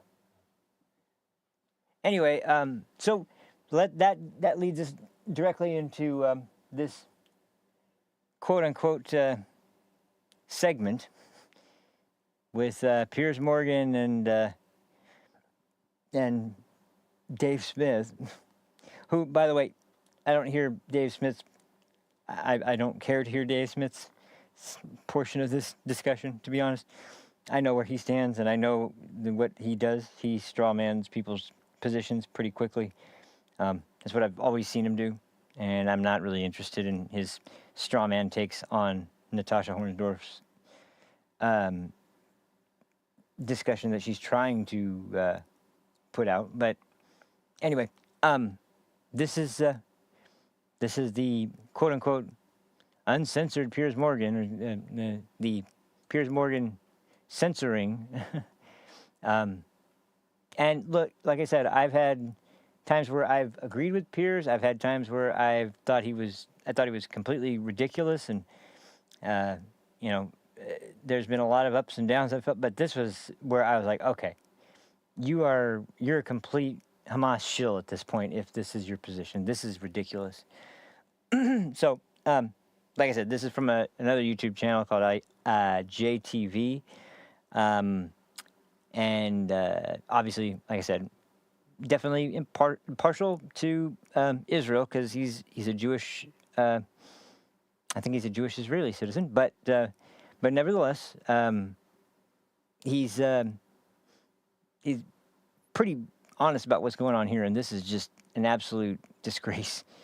So anyway, let me pull this up, and then we'll watch the shit show unfold. Hold on. Here we go. Thank God, there we go. I don't have to worry about that stupid. Glad I changed the video player back over, but okay. So, all right, here we go. When I was on the ground in Gaza, including with a very senior military official from the UK, Sir John McCall, all of the group remarked that the procedures that Israel had put in place were unprecedented, that it wasn't just adhering to international humanitarian law, the law of armed conflict, but in every respect was going far above the requirements, including in taking precautions to prevent civilian casualties. How have they been so careful? Have they managed to destroy 70% of Gaza and killed, I think it's 50 to 60,000 people? Well, those again are Hamas figures, which What's are the figure, not then? accurate. What's the figure? Well, you heard, I think, from the ambassador, 30,000. How many people have you killed? 30,000. There you go with you again. I think there's been some misbriefing in this. Well, you seem to be speaking on behalf of the government. No, so... I'm speaking on behalf of the facts and the proper application of law, which I appreciate neither of you seem to be particularly interested in. But This I has will already been maintain going my on for interest, like in 30 minutes particular, already the fact at that this these point. casualty figures by Hamas do not take So account of Dave how these can people have said make to all have the died. We know stupid Hamas are faces he shooting their wants, own but- civilians. That false report Yes, they are. of Palestinian civilians at aid centers being targeted by Israel, that was in fact Hamas shooting them. You don't know that. We have the drone You don't know that. This is and after we the have aid the centers. don't know. Okay, so that's right. This is the preposterous bullshit that really got my attention early on. I forgot. I can't believe I forgot. So he's saying you don't know that it wasn't an IDF or an American who shot civilians in this during this aid distribution. And I ask again, okay, who has the motive here? Who's the one that has the motive?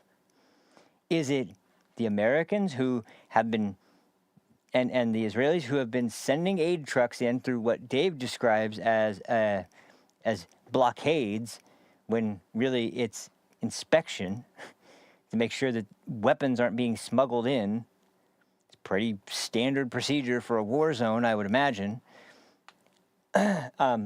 So these inhumane blockades that are blocking aid when really a bunch of aid is getting through, and even the hostages have confirmed that. And, you know, Hamas has been well fed, obviously, because they're still getting around pretty quick. They're in decent enough shape, at least, to be running around to get to their tunnels and back. And yet, the humanitarian aid that's meant to be for Palestinian citizens, that is sent from Israel and from the American United States, where is their aim in killing in killing Palestinians? Where is their benefit?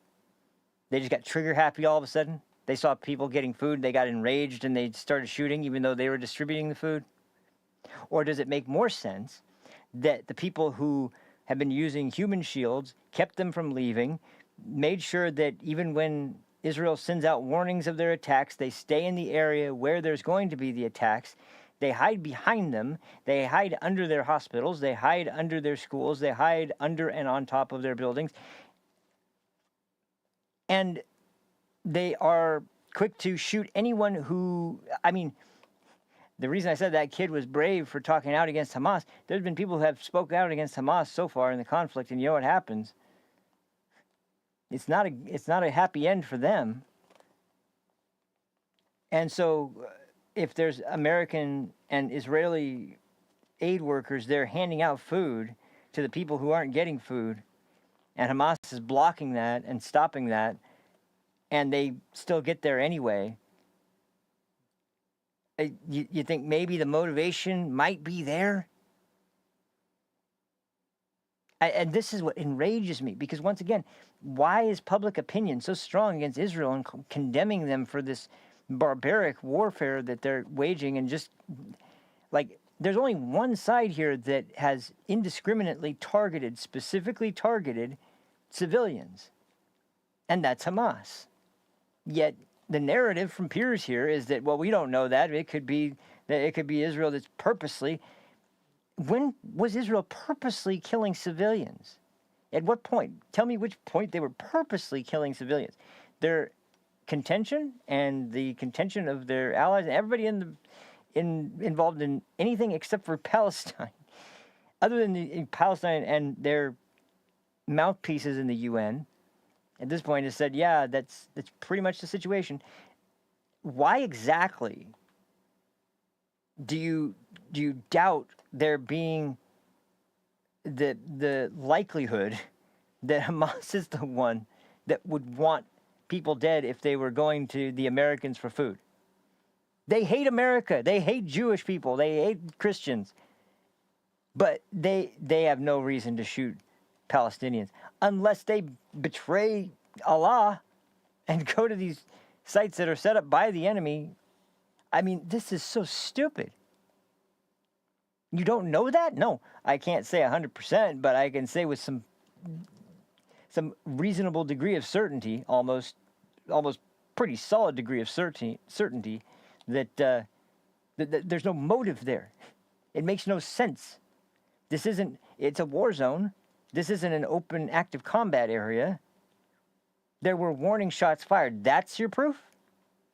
That warning shots were fired at people acting sporadically and strangely when, as I said before, Hamas is known to put on, they put on their warfighting gear whenever they want to be out in front of some propagandist shit. But if they really want to hurt somebody and kill somebody and do it unexpectedly, they'll dress up as a civilian and then they'll go suicide bomb a airport.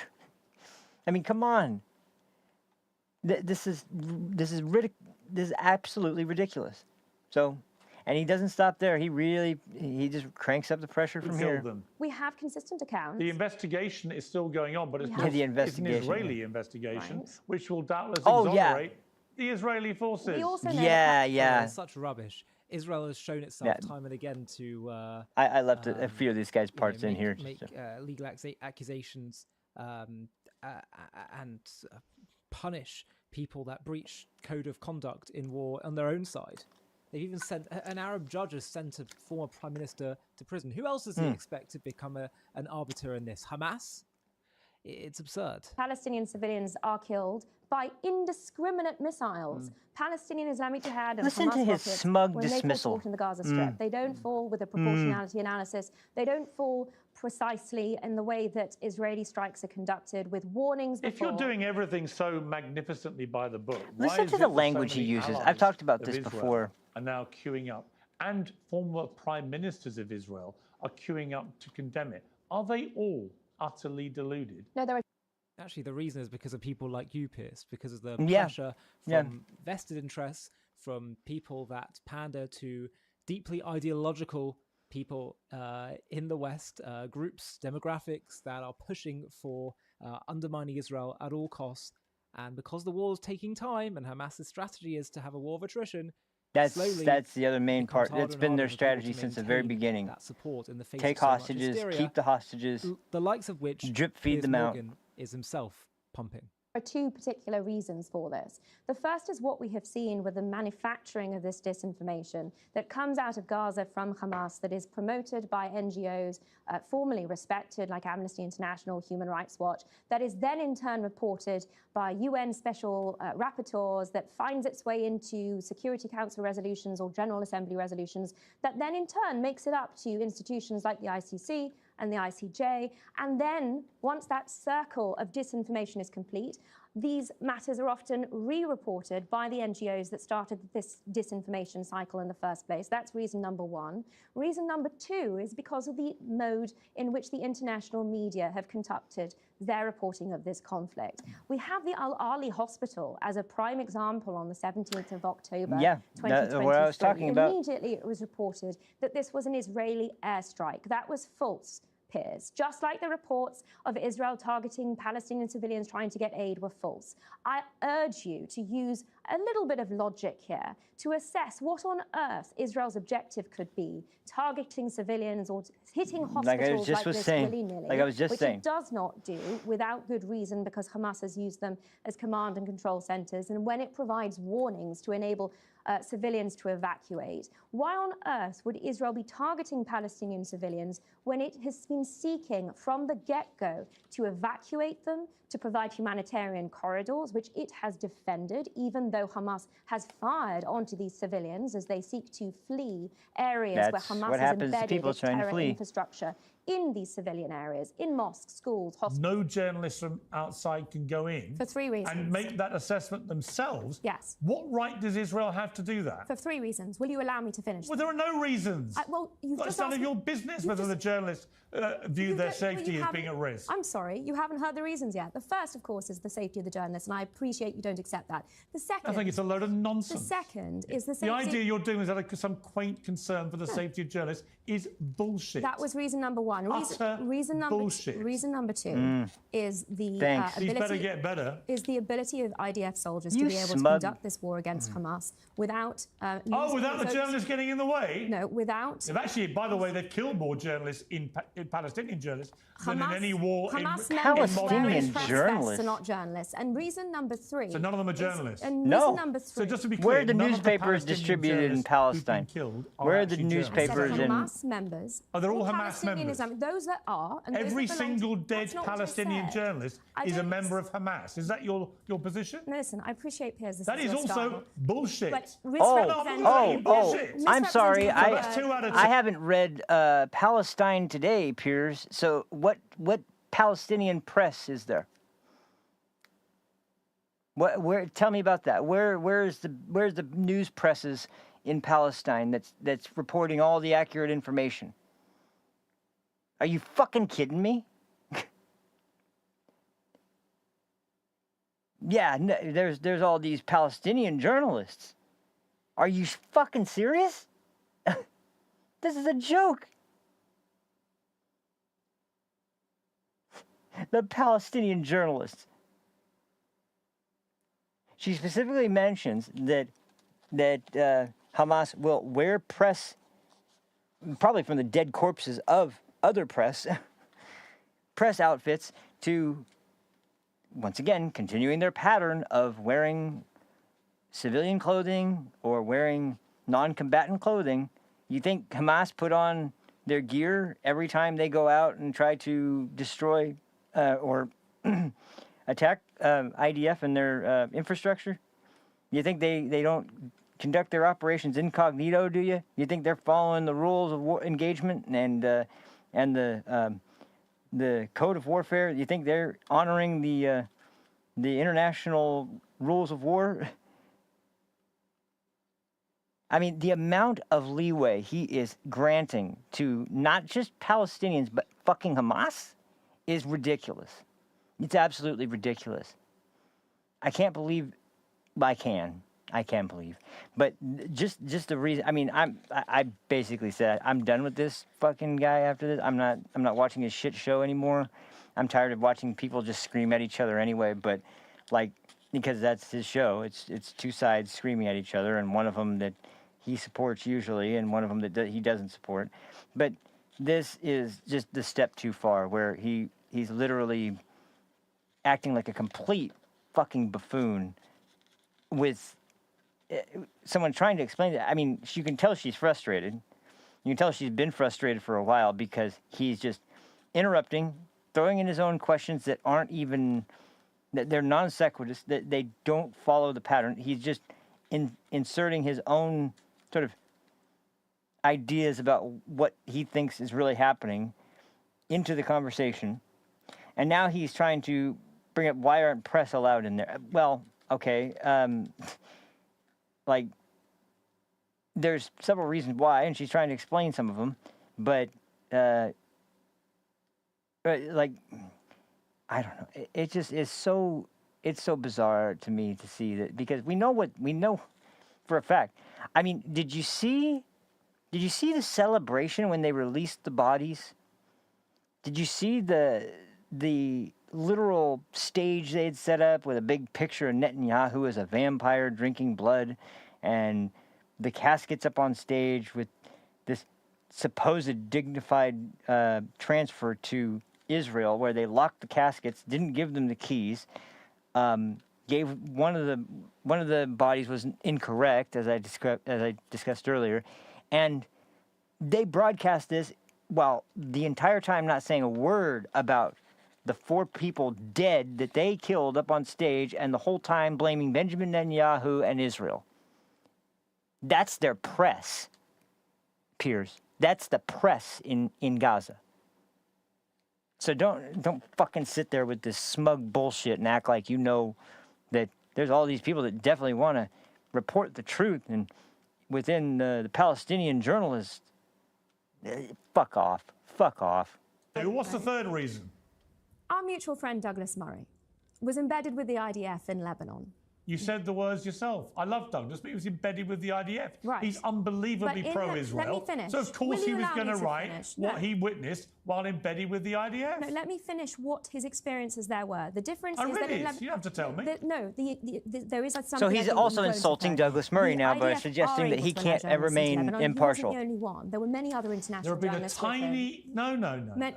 Those other bullshit. international journalists with him. Bullshit. Yeah, bullshit. There Yeah. have been Wow. a tiny handful of journalists led in by the IDF in tightly Hey, look controlled at environments. to smug witness Dave Smith what over there the just IDF huffing were his own prepared to farts let and them just do. loving that And smell. actually, what it needs this war to stop the bullshit, which is out of control, by the way, in this last 3 minutes, is to let international Fuck journalists you. go in and Fuck do their you. jobs. And they will worry with their networks or organizations about their safety, but they should be allowed to do their jobs. And there's only one reason why the Israeli government doesn't want international journalists there's only crawling yeah. all over Gaza. It's because they do not want them reporting what they will find. Reason which, number by the three. way, will include the bodies of thousands Yeah. of children who you, on the Israeli side, are not counting. Oh yeah, as you smug count ass the Dave terrorists Smith you over kill, there but who and journalists his would. Reason number three is that those journalists that were in Lebanon said that they had to be Lebanon's a very careful country about of what they reported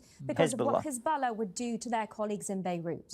The fact that international Once again, that journalists have sunk smug to ass- this level, that they would allow their reportage to be controlled by terrorist organizations, Iranian proxies, Hamas and Hezbollah included, is despicable. That is the real issue here that has driven Actually, the it's not. The international real community. issue Of course is it is. the This Israel- is terrorist organizations' the real- propaganda. I think Piers Morgan can criticize the conduct of the war in Gaza and the action of the Israeli government all he wants. What doesn't make sense is having two opposing views on to discuss it, comic Dave Smith and Natasha Hausdorff, only to refuse to let Natasha finish a single point or sentence. You can't claim you're challenging the BS you are hearing when you refuse to hear anything in the first place. Even Dave himself could see what was going on, and it doesn't do either side any Yeah, he favours wasn't when any you less argue with smug his about viewers. it though. The only thing disingenuous here was inviting two people on under the guise of uncensored discussion, only to continually censor one side and use the conversation as a vehicle to express your own moral outrage. Piers If Morgan you're censored. appalled that Israel won't let journalists in, fair enough, but you refuse to hear reasons why. And if journalists went in and were killed in the crossfire, you'd be the first to condemn Israel for doing so. Exactly. Israel's damned if they do and damned if they don't. Yeah, You that's expressed that's distrust and that's another suspicion with big IDF big reports point. and claims while citing Hamas figures. They didn't repeatedly. protect the journalists well Just enough. think about how evil that is. We all agree war is horrible and civilian suffering is tragic, but I wonder if you, Piers, would have called on the Allies in World War II to surrender because you simply couldn't bear the sight of Dresden. Yeah, that's Disingenuous, a great point. Insinuating that because Natasha has a position you disagree with, she somehow works for the Israeli government, or accusing her of calling you a liar for stating that you were believing false information, which is very different. Overall, there's a difference between believing in truth and wanting to demonstrate it with facts, versus only listening to ideas that reaffirm what you have decided you believe to be true, despite the facts. Which side are you on? And whichever one it is, I'd still like to hear both. Amin Kozak, as always, says... I'm not familiar with that journalist, but I mean, he sounds pretty centered in his beliefs about a balanced approach, and this was not it. And so, it's not just the smug, arrogant bullshit he's pulling here. It's the fact that once again, this is the best you can get for passing for quote unquote news in information when it comes to this conflict is stupid shit like this, especially from the West, a growing amount of it from the West is just self-flagellating, angry. It's like having trolls remorse. Like, oh, what have I done? I've been a part of this, but it's just bizarre to me that he was on so many times with people that were trying to, what's the word? Like cover up for for October 7th, make excuses for October 7th, and make excuses for why they still have the hostages and all this other. And now he literally won't even mention the hostages. He doesn't care about them, apparently. He just wants Israel to stop attacking Gaza. And I guess, what, out of the goodness of their heart, the Hamas terrorists are just going to release the hostages?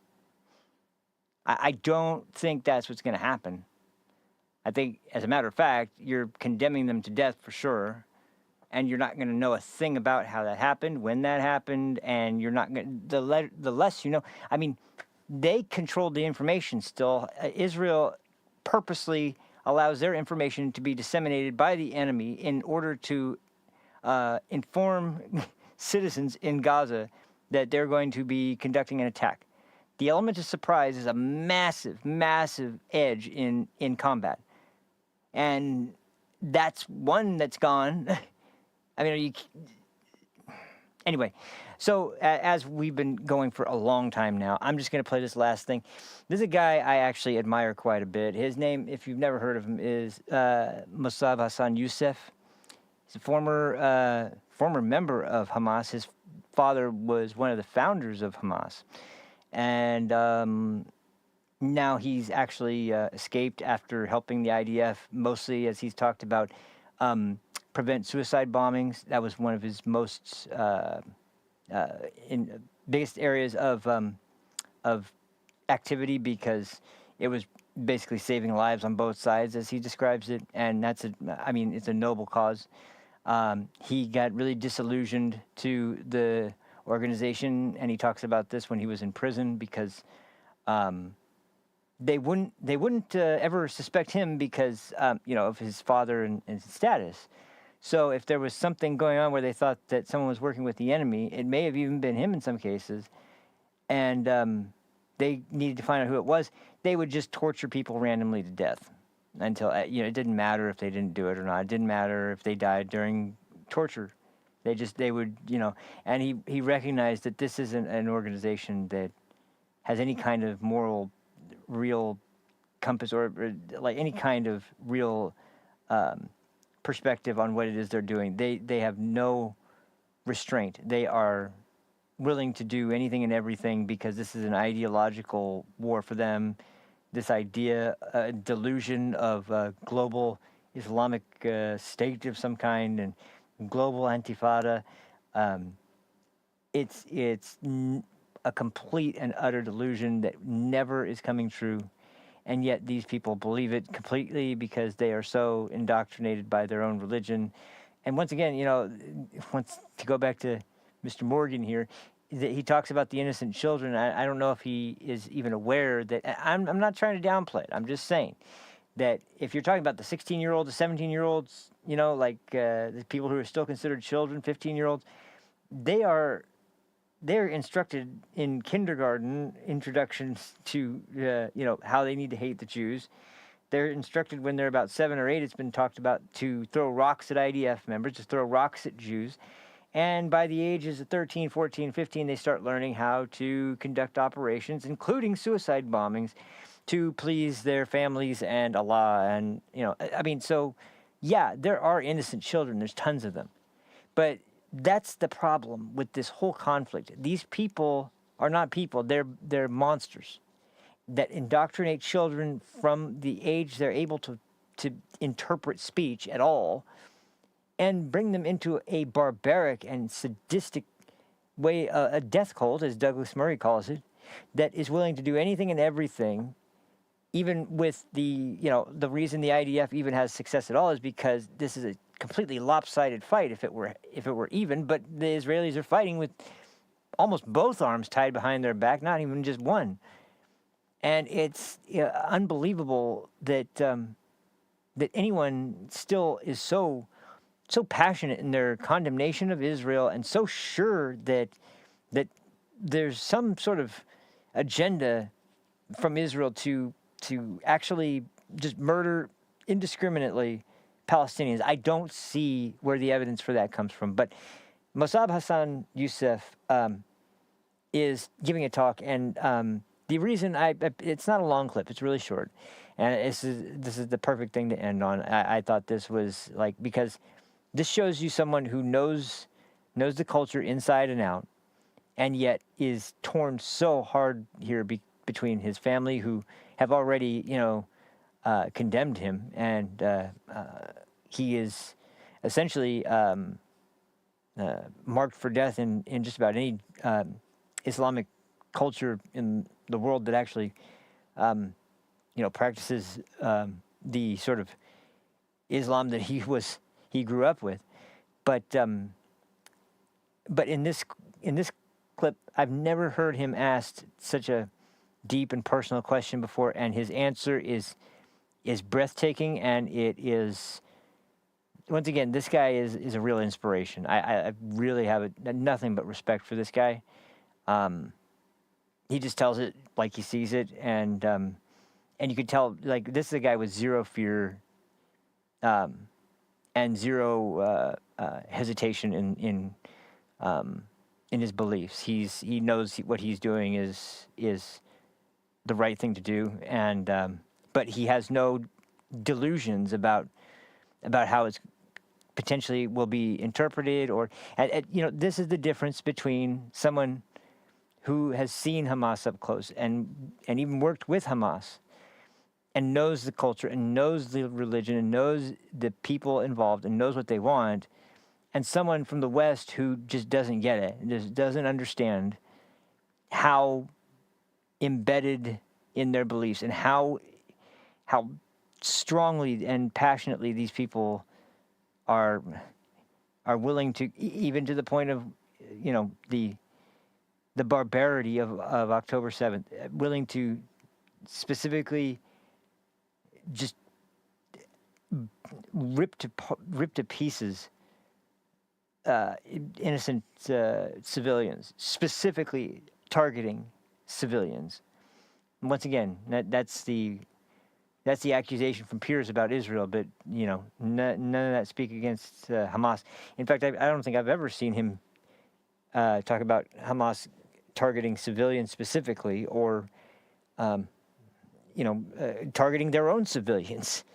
So anyway, he even seems to not believe that in that clip. But anyway, so this is I'll end on this. This is a really, like I said, it's a really short clip, but he's asked a really, really significant question. I've never heard him asked a question like this before. I've never heard him respond like this before. It's really amazing. So we'll end on this. All right.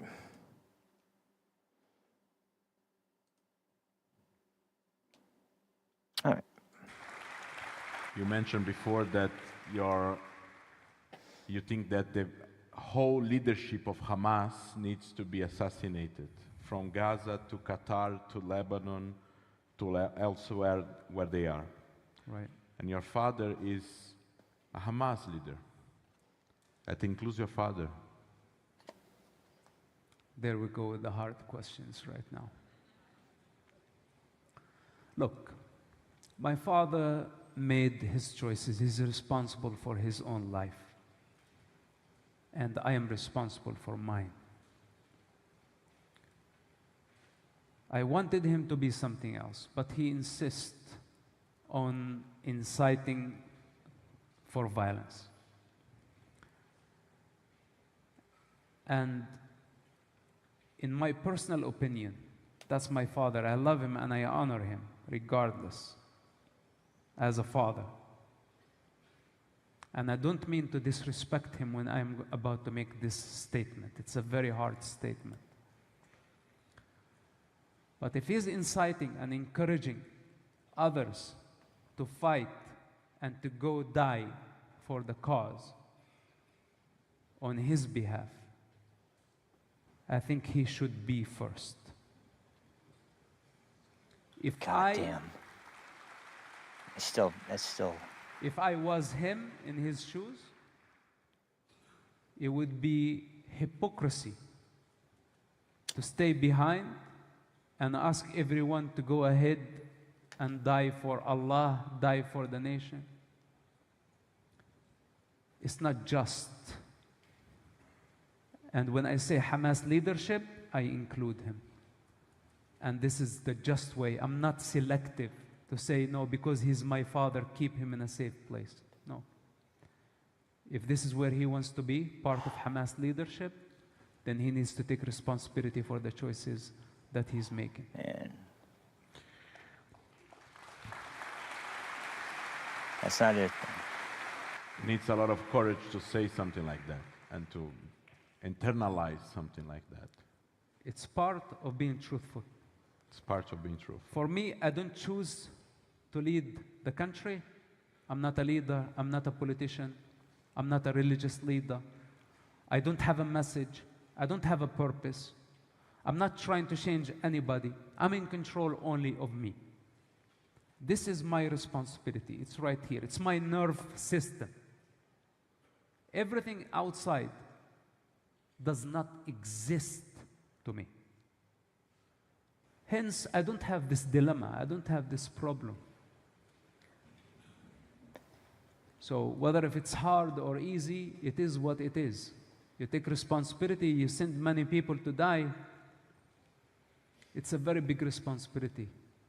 At the same time, as you said, it's your father and you respect him. So you are not in contact with your family or your father for 12 years, 13 years? 12 years, yes. If you would have, we don't know what's going to happen. We don't know what Israel is going to do about all the Hamas leaders. Maybe he will be a target, maybe not. But as you don't speak with him, but if you could have a last opportunity to talk to him, to say something. What do you say to your father now? As my father, my memory of him as a child,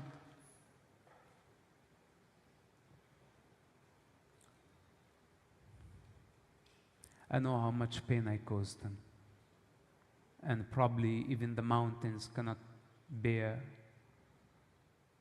the shame and dishonor, the pain that I brought over his shoulders. And to that I say, I am sorry, Dad. I'm sorry for causing you all this pain.